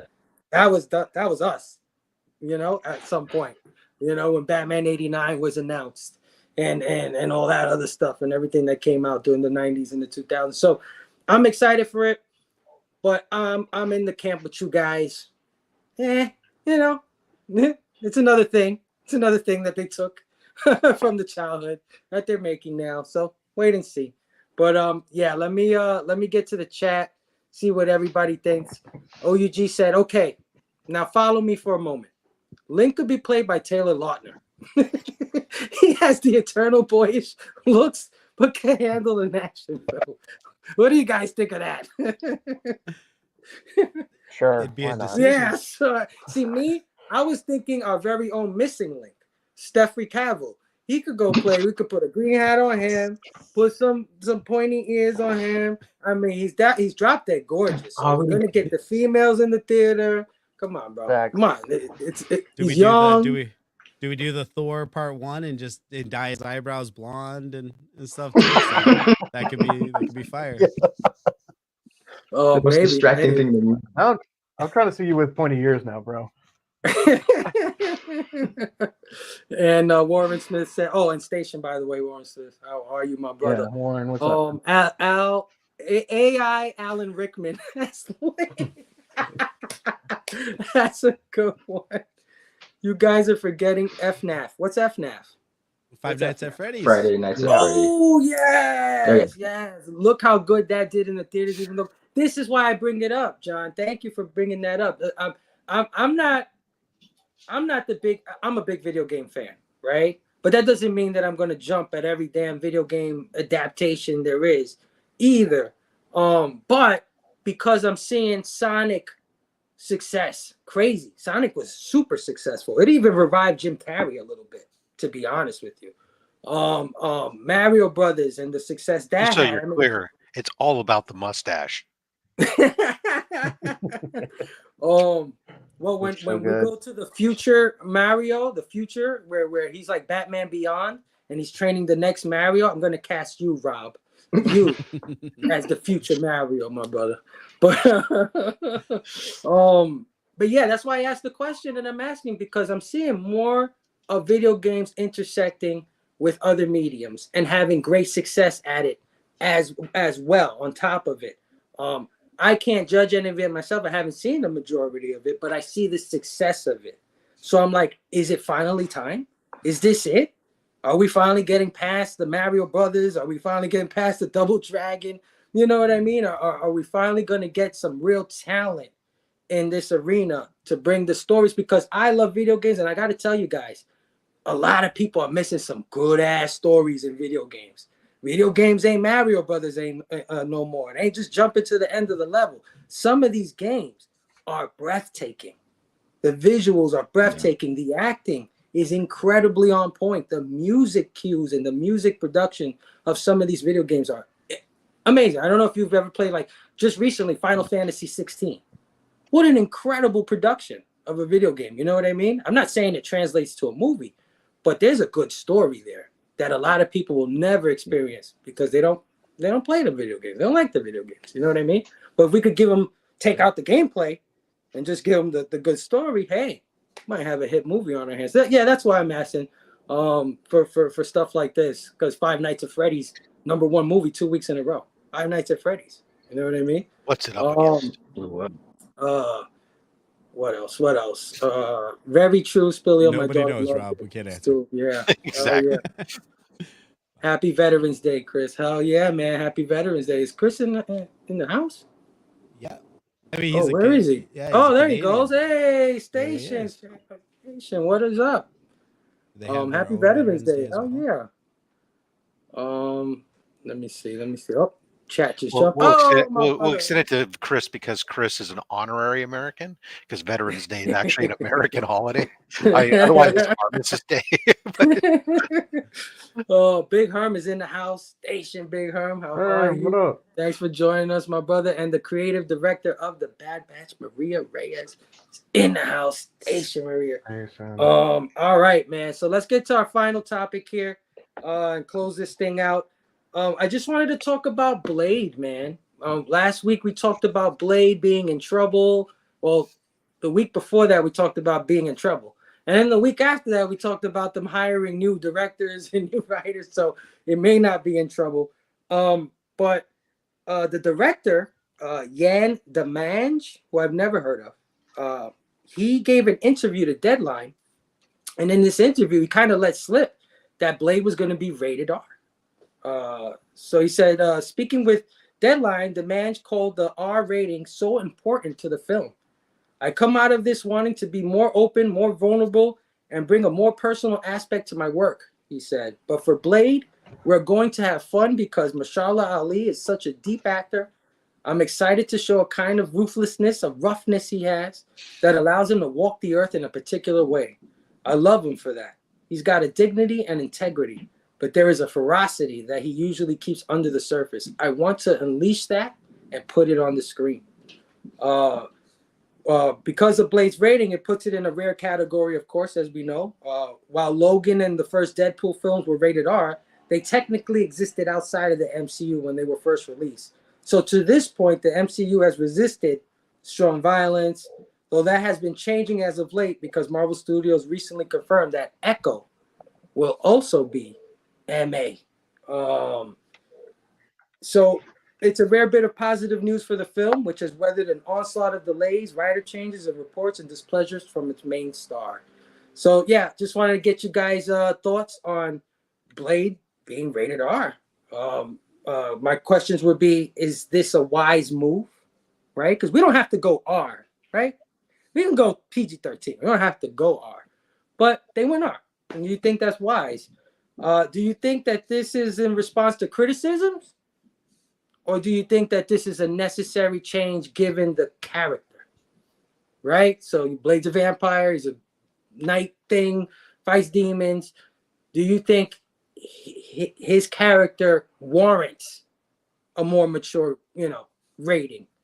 Or are they just like, they hate us now, let's make everything rated R so they can love us again? You know what I'm saying? Does this raise your level of excitement for the new movie? And I'll start with Rob, man. Blade, what do you think? Rated R. You know, I don't even pay attention for the most part to movie ratings because I'm an adult and I don't care. But you know, the things that the restrictions that go on, to make a movie PG-13 versus R are really, really odd. Like you say, the F word 3 times, it's R rated, 2 times it's PG-13, right? The amount of blood that's shown, that type of, and those are the things that, to do a character, you're talking about a character who's fighting vampires, and there's going to be a lot of violence, and there's going to be blood splatter probably. It's just gives them a little more freedom to make the movie stylistically how it should be for what is a mature comic book character. This is not Spider-Man. This is not Captain America. That is, a PG character at their core. This is a horror mature character that should be matched in that same tonality when it comes to a movie to be done right. If you try to make a PG version of a mature character, they become what all you're gonna do is get people upset that that's not the character that they're associate with. That's not how it didn't act true to the character. So I think that aside from this now being something they're going to use as a marketing tool, ultimately to me it didn't matter, except that this just means that, hey, they can make the movie how they should, and they had a lot to go up to, because the first Blade movie, notice I'm saying the first Blade movie, is, and I'm intentional in that, is a great movie from a character that not a lot of people knew about, and it did a phenomenal from that aspect. And so they have a lot to go up against, because they got to go and, to me, and say, hey, Rob, we got another one. We think it's better than the Wesley Snipes movie, and we want you to go see it. If they'd done that in PG, it'd be like, well, yeah, well, you failed. It would have been more like the Blade TV show that used to be on, if you remember that. Yeah. Sticky fingers. No, totally. I agree with you. I think his character definitely warrants a little bit of a higher, than PG for sure. Rated R. I've seen a lot of PG-13 stuff that's pretty damn good. Gives me the violence I need, gives me the vulgarity I need. We didn't have to go all the way with it. But I wouldn't be mad if they did, because, like I said, if you want a violent Blade movie, uber violent, ultra violent, then you're gonna need an R for that. So I at least want the ceiling to be higher for them, if that makes any sense. Whether they go there or not, they can keep it on maybe a PG-13 level, but at least they have that leeway. And when you have that leeway, then you don't have that wall when you're creating something.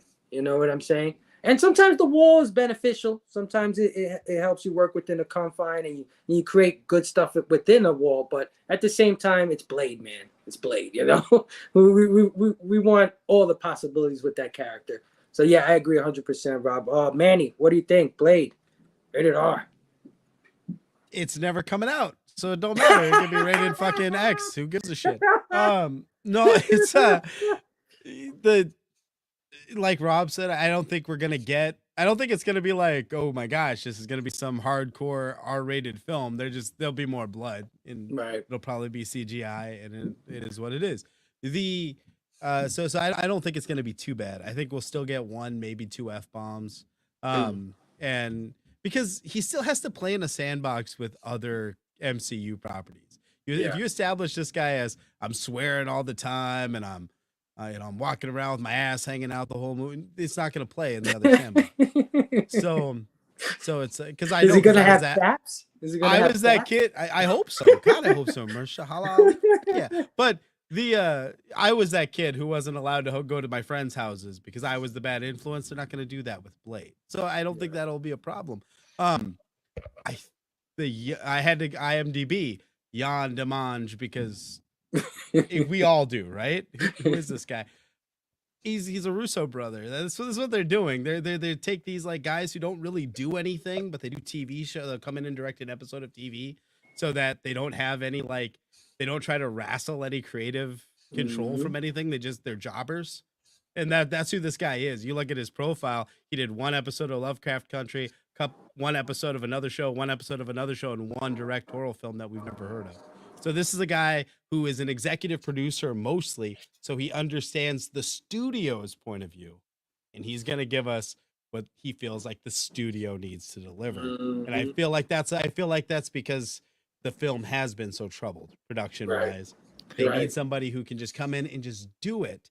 And we could end up with something great like a Russo's Brothers film, or we could end up with something not so great like a Russo's Brothers Netflix film. So I mean, there's a lot of issue, or a lot of potential for this to not to just be more of the same. Yeah. But damn it, after so much MCU chaos, a lot of it, a little bit of more of the same might be okay. Yeah. So I'm with it. I'm with it in that respect. Yeah. Oh yeah. If I go one more thing, so I just did a quick look. The difference when it comes to violence in a movie for a PG-13 versus an R, and I think this is the key of why it needs to be an R. Scenes of mutilation, such as amputations and stabbings, typically cause it to go to an R versus a PG-13. Okay. How do you have Blade in a movie unless you're going to have cutaways just before the sword swipes through an arm or lops off a head or any of these things that he does? How are you going to have that without cutaways and have PG-13? One or two, maybe, but if you're going to have it throughout the movie as he's fighting vampires throughout it, right, it's got to be R just for that reason alone. Yeah. Agreed. Link, man. Blade. I'm excited. I think it was I agree with Rod. I think it was a necessary thing. I think Marvel was dancing around the subject for a long time because even with something like Deadpool 3, they didn't necessarily come out right away and say it was going to be rated R. They were going to be like, you can still have a hardcore Deadpool movie, even if it's PG-13. We've got some creative, they were dancing around the topic. Right. But I'm curious to know if the response to them coming out and making Blade rated R is because of the response to Deadpool. Fans wanted it to be rated R. When they finally came out and said it was going to be rated R, nothing but positive response. Oh, people are behind this. So I wonder if it gave them more comfortability. And I do think they really did consider making this a PG-13 Blade movie. That's why we didn't hear too much about it for so long. Right. But I agree. I don't think you could have done this type of character justice in any way in a PG-13 movie. He's a vampire. It involves blood. You can't get around that. Just by nature. So, yeah. Because you had Deadpool, you had Echo, and now this Blade, and I'm thinking in my head, oh, is this response to all the bad criticism? Let's just give them all the cursing and the blood, and they'll shut up and stuff. But at the same time, with Blade in particular, yeah, maybe not. I mean, it's vampires, like you said. It just sort of implies blood's going to be there. So, hell yeah. Stu, man, Blade. Yeah, I agree. I think it's like a combination of pressure from the public and the content itself. I think, it kind of, both of those things push it to be R. I think it's a no-brainer for it to be R. I agree with what my boy Cheel said. My Blade doesn't pay taxes. Wesley's work stands by itself. And I don't know. A part of me, everything that this movie has gone through already, I kind of agree with like Manny. It's not going to get made, or maybe it shouldn't get made, but we'll see. All of this kind of reminds me of the Marvel Knights rollout and like how everybody was clamoring for more adult, more mature content, and now it kind of seems like that's where they're leaning with the Echo, and now this going on. I wish we would have they said if Daredevil Born Again is going to be leaning in that direction, or is that going to stay? That's one with the content in that book. I really would like to see that be like something. That was another one that's probably going to be MA as well. I mean, if Echo's any indication, that's you can't go from Echo to PG-13. Isn't Punisher? I don't know if they're doing Punisher though. I don't know if they're continuing Punisher. Yeah. I don't know if they're doing that one. But yeah, I don't know. I think Ali is a fantastic actor. And I like what that director said about he does really have that ferocity. He's got this kind of warm exterior, but yeah, man, he's definitely got that ferocity inside him, and I would love to see that unleashed. I don't know, man. Everything with everything else, I guess is wait and see. But I am nervous, just given all the problems that he was ready to walk away from the script, or with the script that they had and this and that. So I hope it's something that's really on point for the character and the material. But yeah, agreed. You know what's funny? I think Mahershala Ali, I believe he reached out to Kevin Feige and was like, "Yo, if you're ever doing a Blade movie, I want to play Blade." And Kevin Feige was like, "Hell yeah!" But I think if you've ever seen Alita: Battle Angel, Mahershala has got a small role, but he's not a bad guy in it. You see him for a few minutes or something towards the very end. But I feel like Mahershala, rewatching, I like Blade. I should play Blade. Because he looked, he did in that movie, the outfits and war and stuff too. Like, I mean, I think it was inevitable. I think it's something that needs to be done because of the character, and I think it's a double. They're just lucky that it's the character that would use an R rating. So it's like it works for both, right? It works for Disney. It works for the fans. It works. Because all the other ones were. So and the other movies were rated R as well. So why not continue down that road? I just hope they embrace it fully and recognize that some comics have more mature. Like, just make it a standard thing. You can make both sides happy. And, some stories are just better told through a mature or an R rating. And and the rating shouldn't be the factor that, like, you shouldn't put PG-13, like I said, because you're going to put a limit on what you can do, and it might make you more creative, but why would you want to even go through that? Give yourself the limit that you need for the film. Here's the deal. Movie studios, listen to me. I'm going to drop some knowledge for you. The consumers, your core audience for this are adult males. Yeah. That's the core audience. They're adult males. You know what? Make a good movie. Who cares what the rating ends up? As long as you don't make an X movie, right? Whether it becomes PG, PG-13 or R, as long as the movie's good, we're going to show up and watch it. Don't worry yourself about the rating, because the rating is only restricting maybe if we bring our kids to it or not. And most of us, we're stupid parents anyway. We bring our kids to R-rated movies, whatever, on our own. Yeah. Anyway, but it's good that you mentioned that, because if we can get them off YouTube. The limit is not the rating. The limit is the budget. That is what you have to get a handle on, Marvel. Not the rating, the budget. Do not make a $250 million Blade movie where we have a street-level hero. You know what I mean? He doesn't need to go through any dimensions. He doesn't have to go to the cosmic. He doesn't got to go to space. He has to stay on the street with some samurai swords and, spend your budget on beheadings and that kind of thing, like you guys said. So that is where your concern for this movie should be, is the budget.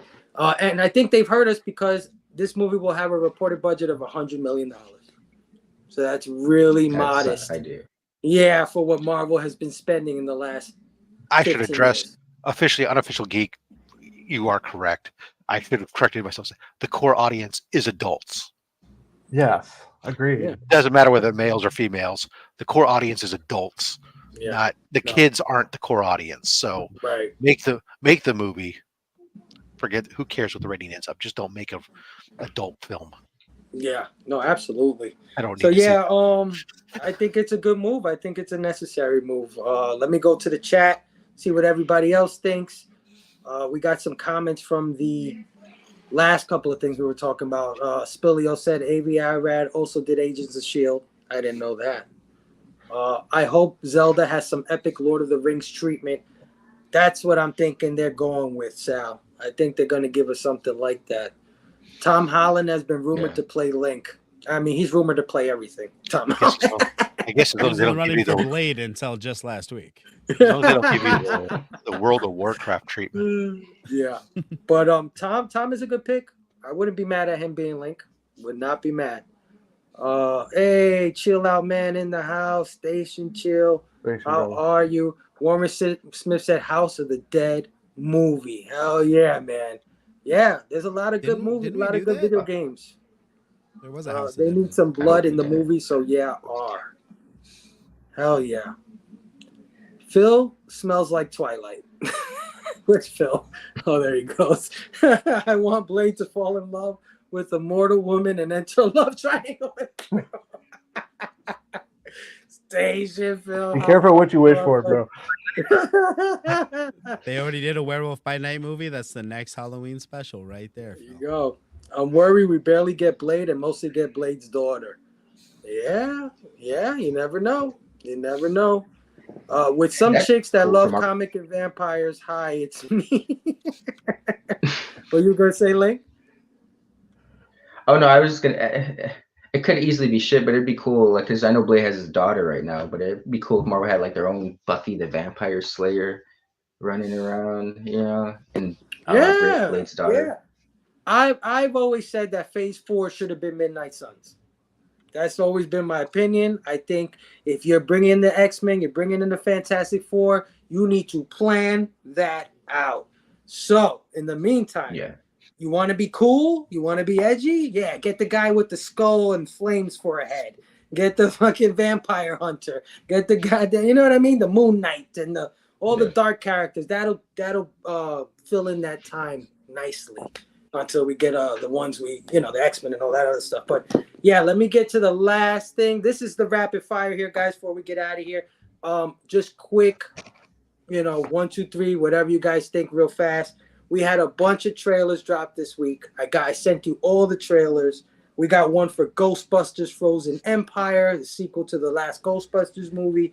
We got a Mean Girls trailer, guys. Mean Girls. I didn't even know they were even making a movie about that. But Avatar, The Last Airbender, finally live action. Not that other thing that came out before. This is some Netflix thing.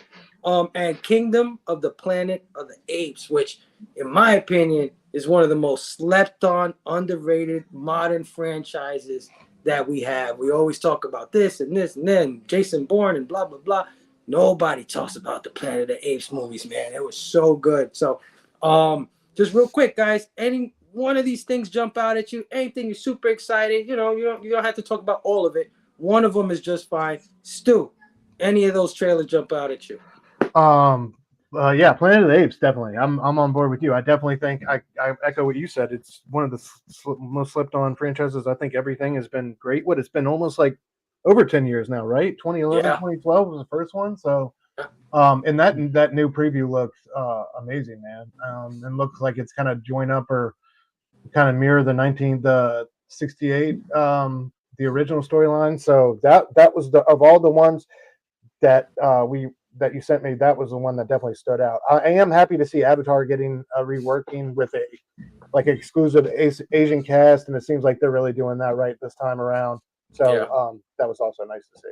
Oh yeah, Link. Any of the trailers jump out at you? Anything you're excited for the most? Of course, Planet of the Apes. I agree with you guys on that sentiment. Avatar: The Last Airbender. I was excited, but because they had the original creators on board with them, but then the original creators hopped off midway through production because they didn't like where they were going. So trepidatious about that. I'll check it out. Mean Girls.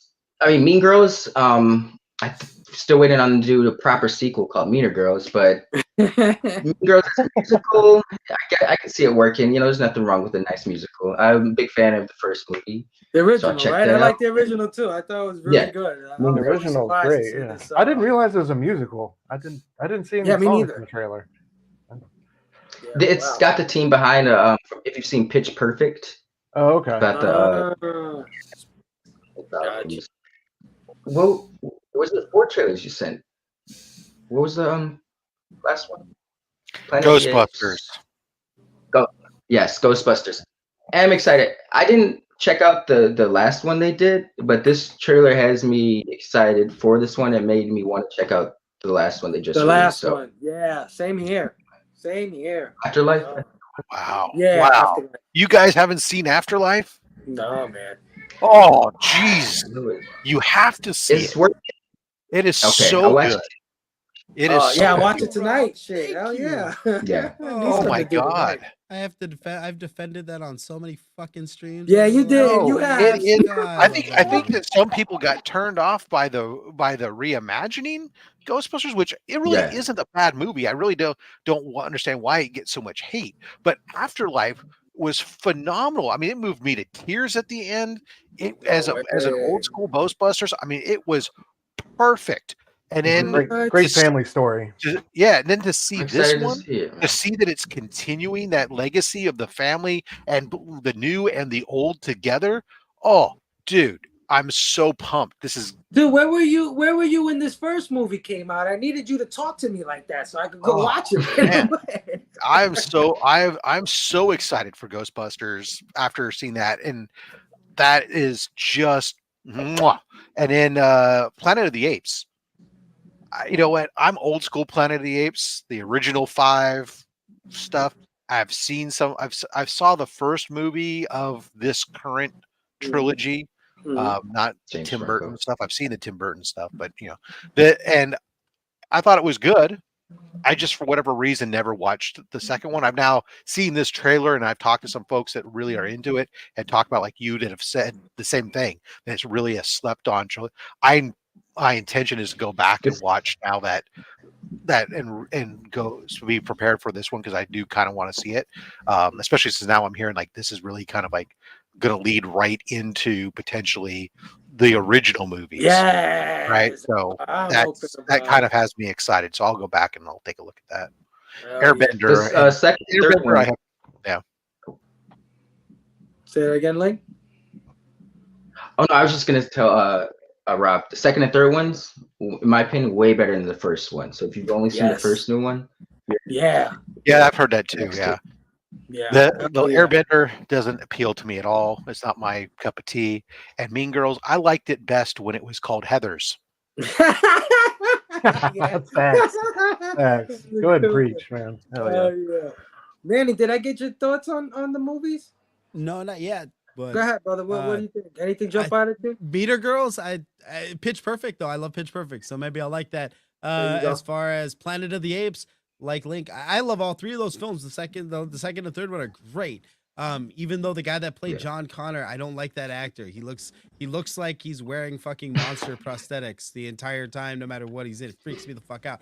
But he's a good actor. But no, I like that. I like that we're diving further into the ape kind of world. I feel like the first 3 kind of have that Transformers thing where we spend way too much time with humans, which is stupid because in the first film you spend the entire movie with a human, but for some reason I'm like waiting for more fucking apes, and we're getting more apes.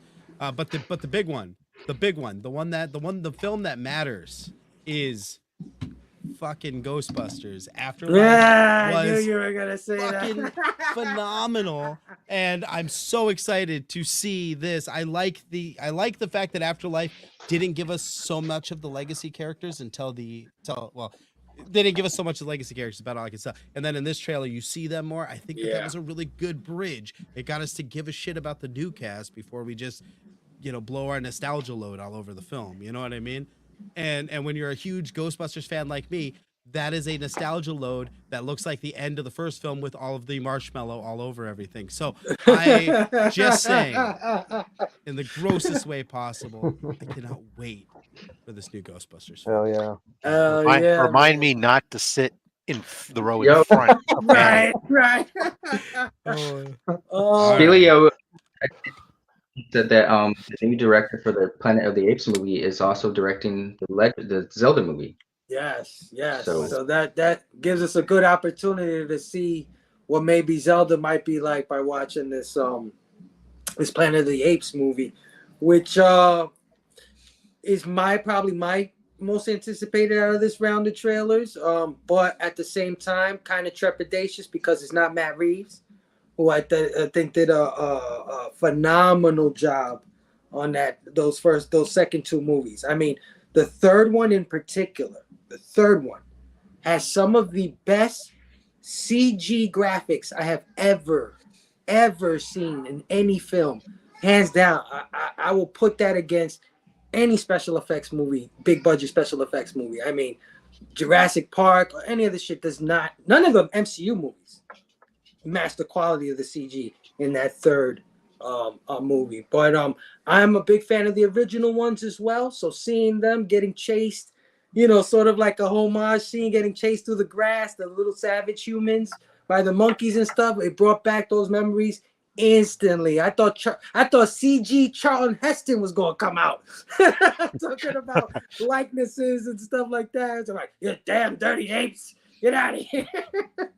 So yeah, I'm super excited for Planet of the Apes. Mean Girls, I mean, I love the original movie.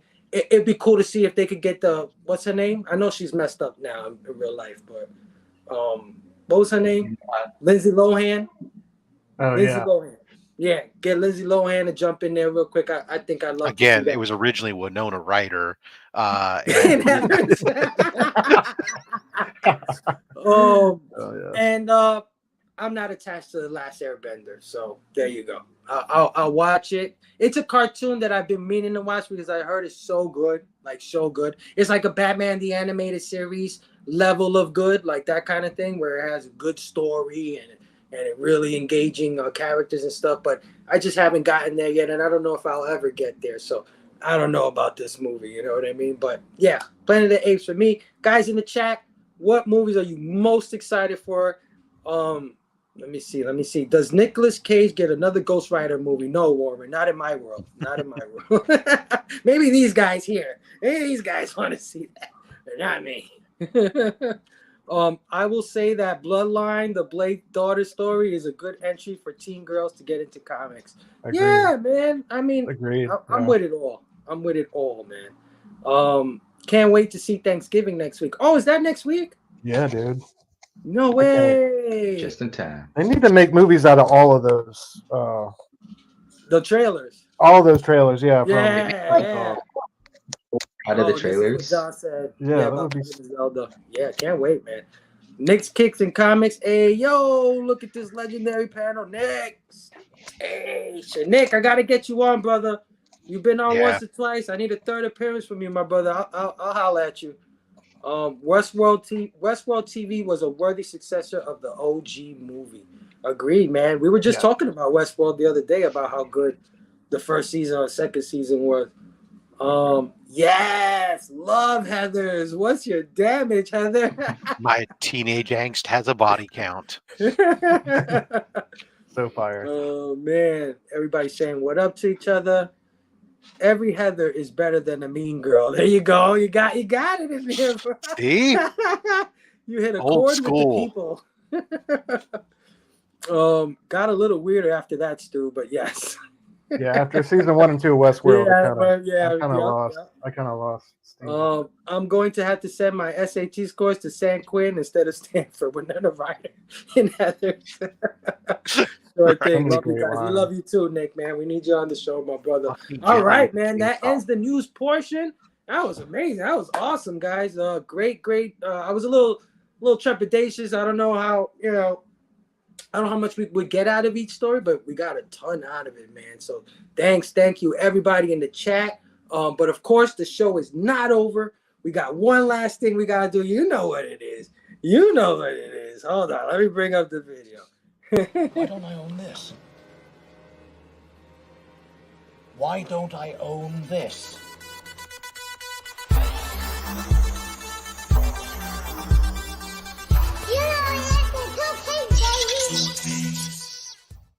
That's right. It's time for the blaming, man. What is the blaming? Well, first, it's the show's namesake, Blamephable, right? So we got to do some blaming around here. Basically, a glorified show and tell. We show off some stuff, and we call it the blaming because you might blame one of us for that new bill that you got from seeing some of the stuff that Rob shows off. You know, Rob shows off those slabs. So you're like, God damn it, now I got to go on eBay, and I got to get that. That's my entire show, is that hosting my only slabs has cost me so much money. Exactly. I was gonna say earlier when you were explaining your show, I was like, "Oh, I do that too. It's called the blaming." But yeah, man. Anybody want to sit out of the blaming before we go on? All right. So I'm gonna. I'll set it off. I don't think I got too much. I got a few comics and one toy, so I'll set it off. Let me make myself big here. There we go. So on the comic book side, I've been taking a hiatus lately, so I haven't been buying comic books. And it's been very difficult, let me tell you, not to buy comic books. But I have relapsed somewhat, and I bought a few books. So some of these I actually had ordered before, and they're just coming in now. You know what I mean? So like I paid for them a while ago, and then some of them I just picked up. Anyway, either way, I ended up picking up the second print of Wolverine 36. This is the Helverine character that they got going on now. Love that first cover from Tyler Kirkham, and I love this second cover from Tyler Kirkham. Also awesome. And this I didn't mean to pick up.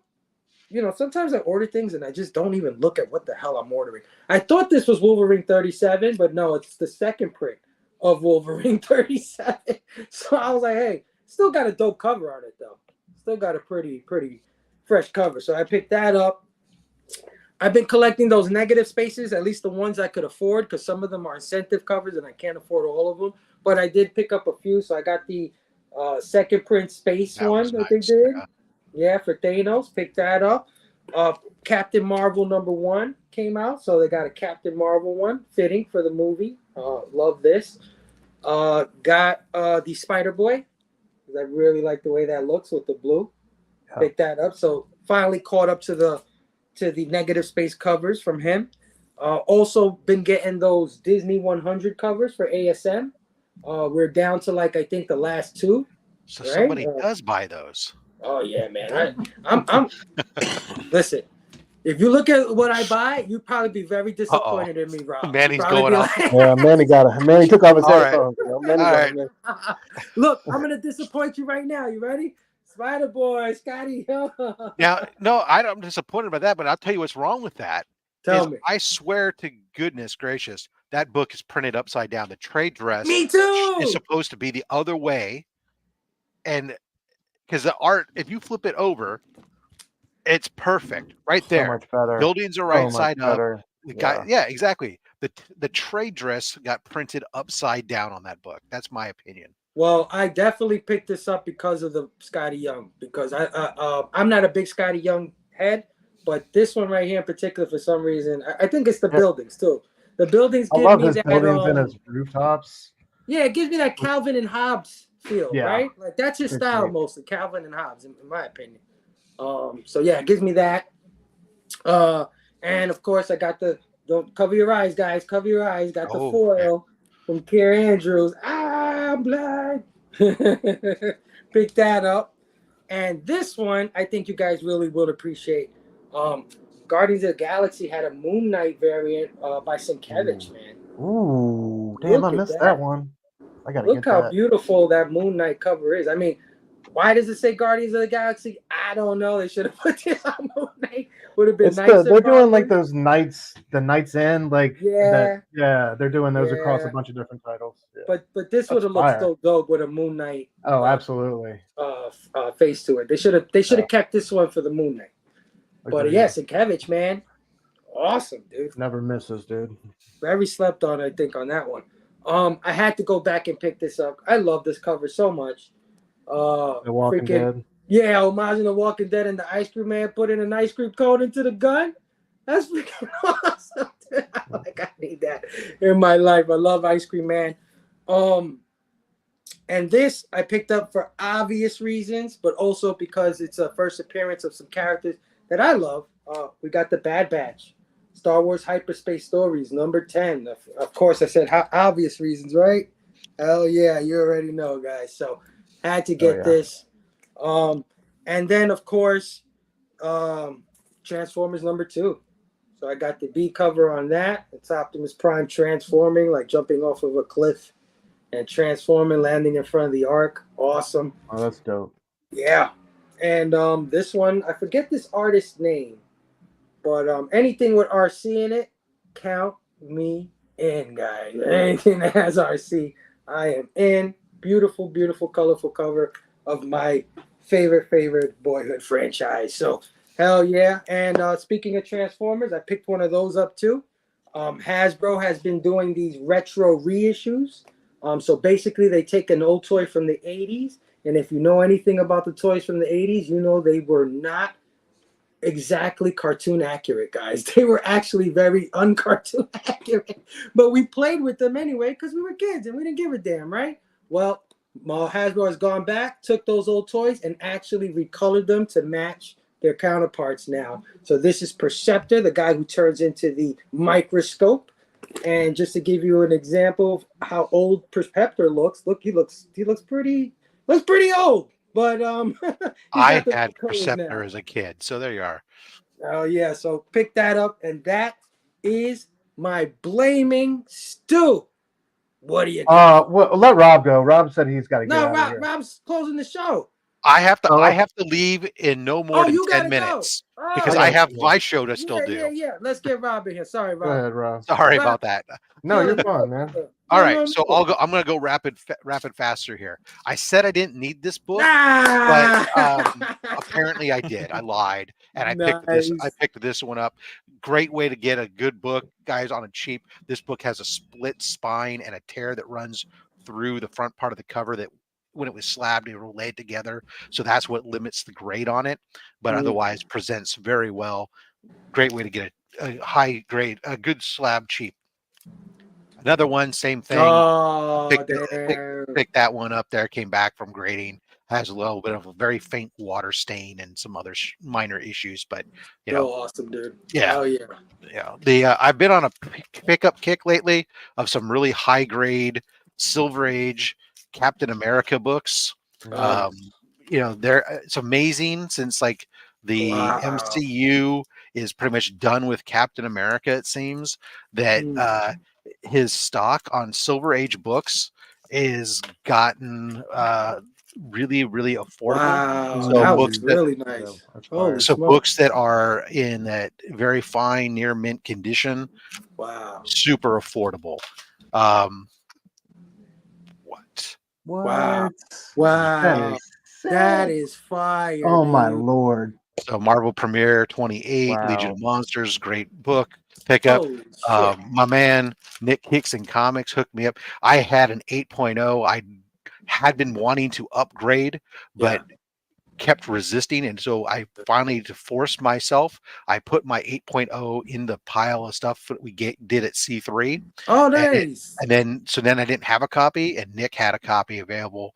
Perfect setup there. Nick has 9.8 of every book ever. Nick had this one. And Nick had this up on his site too, that he was pimping and selling. And I have a huge 2099 Spider-Man mark. Yeah, dude. I didn't actually have a 9.8. I've had multiple 9.6s, never had a 9.8, so I had to grab that.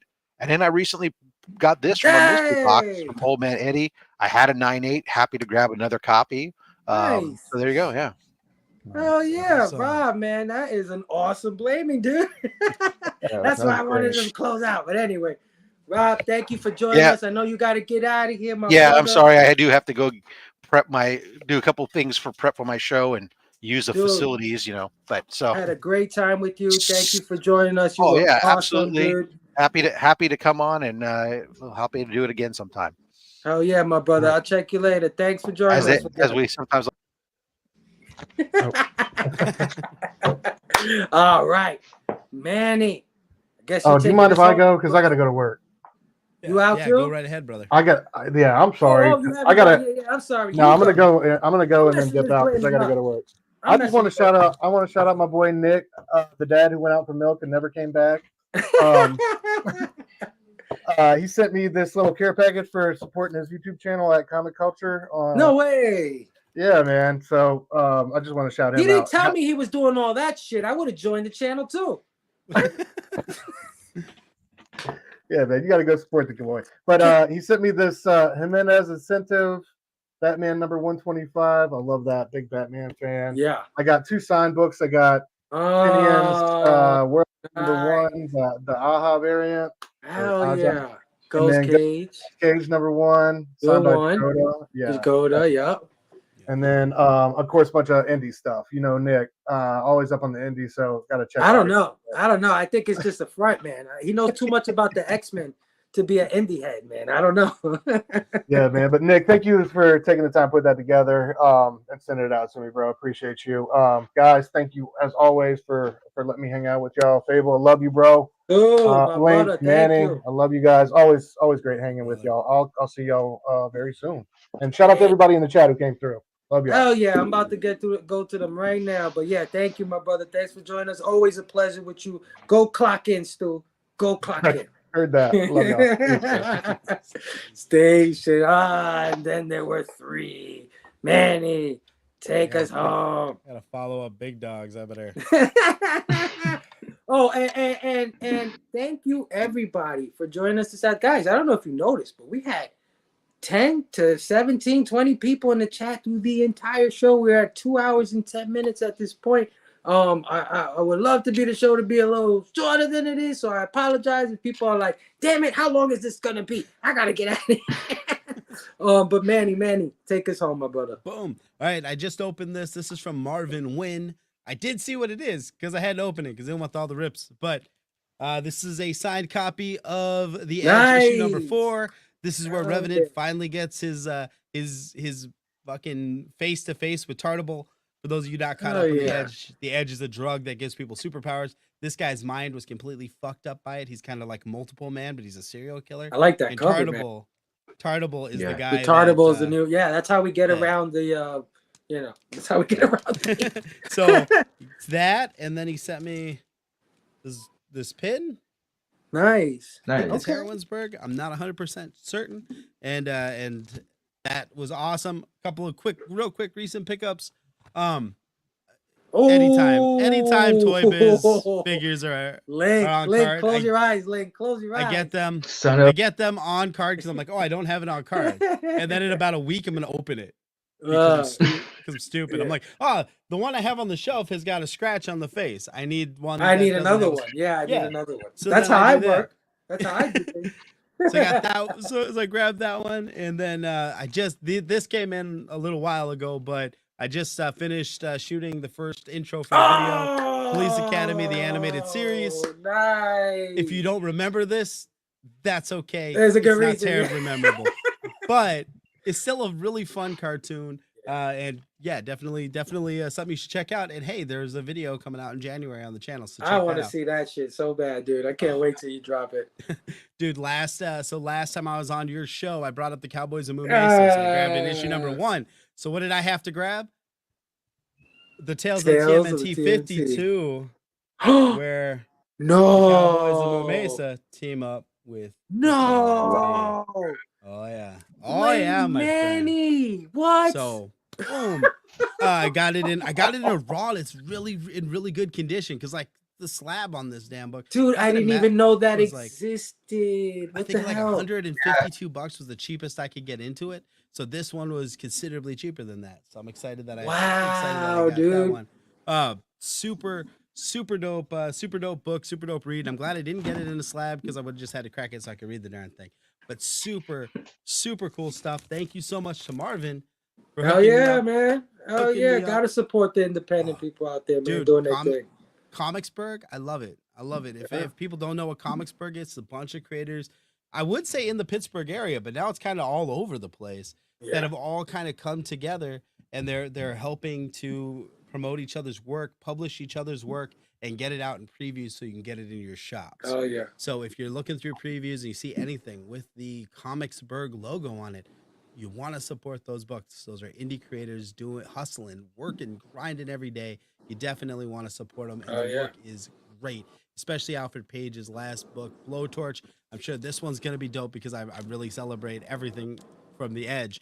So definitely check those books out. They're fire. Yeah, bro. Awesome While I stuff. got you up there, or while you still speaking, why don't you anything else coming up that you want to tell the people about before we go? Yeah, Figgy Friday was yesterday. I Oh. forgot because I was working, but there's a lot of really cool figures, like this Force Unleashed Palpatine Hold versus Yoda from Hasbro. Oh, So that's what I'm gonna be throwing up here, That's dope. along with my Throw Your Sets Up Saturday, which is still going on. Yeah, Make sure I got to throw up Oh. my set. So nobody feel bad if you haven't thrown up a set. I'm the guy who made it, and I still haven't made my shit. So yeah, so make sure that you get those sets out there. Get your Figgy Fridays out. We'll still take submissions on Saturday. Figgy Friday, fun. yeah, hell yeah, Hell yeah. hell yeah. If So- you got late Figgy Fridays, but get them, bro, get them. Absolutely. And Especially all you since I didn't guys, post mine. all you guys with the Shelfie Saturdays, you're still throwing up sets, you Shelfie Saturday guys. Throw your sets up on that Shelfie Saturday, okay? I Damn see right. you. I see you. You're not original. You're not original. Damn right. I'm messing with him. So check that stuff out. And I just me and Cody and Uriah just recorded a really dope what do you call them? Stop motion animation of Bumblebee Yeah. and Optimus, and Yeah. I and think some I of saw these the real clip big of and that, yeah. oh dude. Yeah, So yeah. that's getting edited right now. Hopefully we drop it by next Figgy Friday. Oh yeah, my brother Missing Link, man. Tell him what you got, man. Your partner had to dip, but let him know what's going on. every Wednesdays, we got our Supreme Clientele. It's just a nice, chill back, laid back pop culture. It's like this show, but the weekly version. You get it on a weekday we're your weekday fix instead of the weekend fix. But yeah. We just had Taki and Nick on last couple of weeks. It's just Stu and I this past week, but it's still a good time. Manny, were you on this past week or was that? It's a couple weeks back. Okay, my days together, but I implore you guys to all check out those episodes with these three guys. Fantastic time as always. But yeah, every Wednesday, Supreme Clientele, Dr. 9 p.m. Yeah, man. Everybody go support Link and my brother Stu, Supreme Clientele, Wednesdays at 9 p.m. Eastern on Stu's channel, Dr. Doom's Fan Club, which he has to change, Link. He has to change that. He's only going to get Dr. Doom fans in his Dr. Doom Fan Club channel, Link.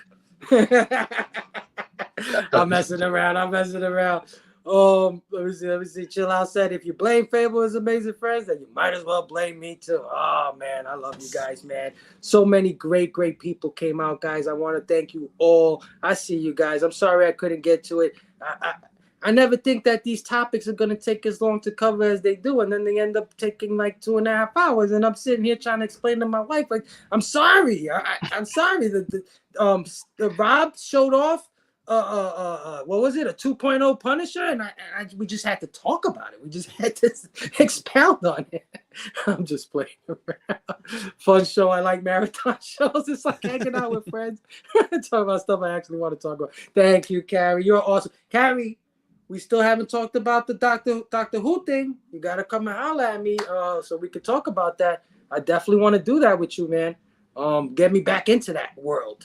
I was really into Doctor Who, like I don't know, 8-10 years ago. I was into it, boy.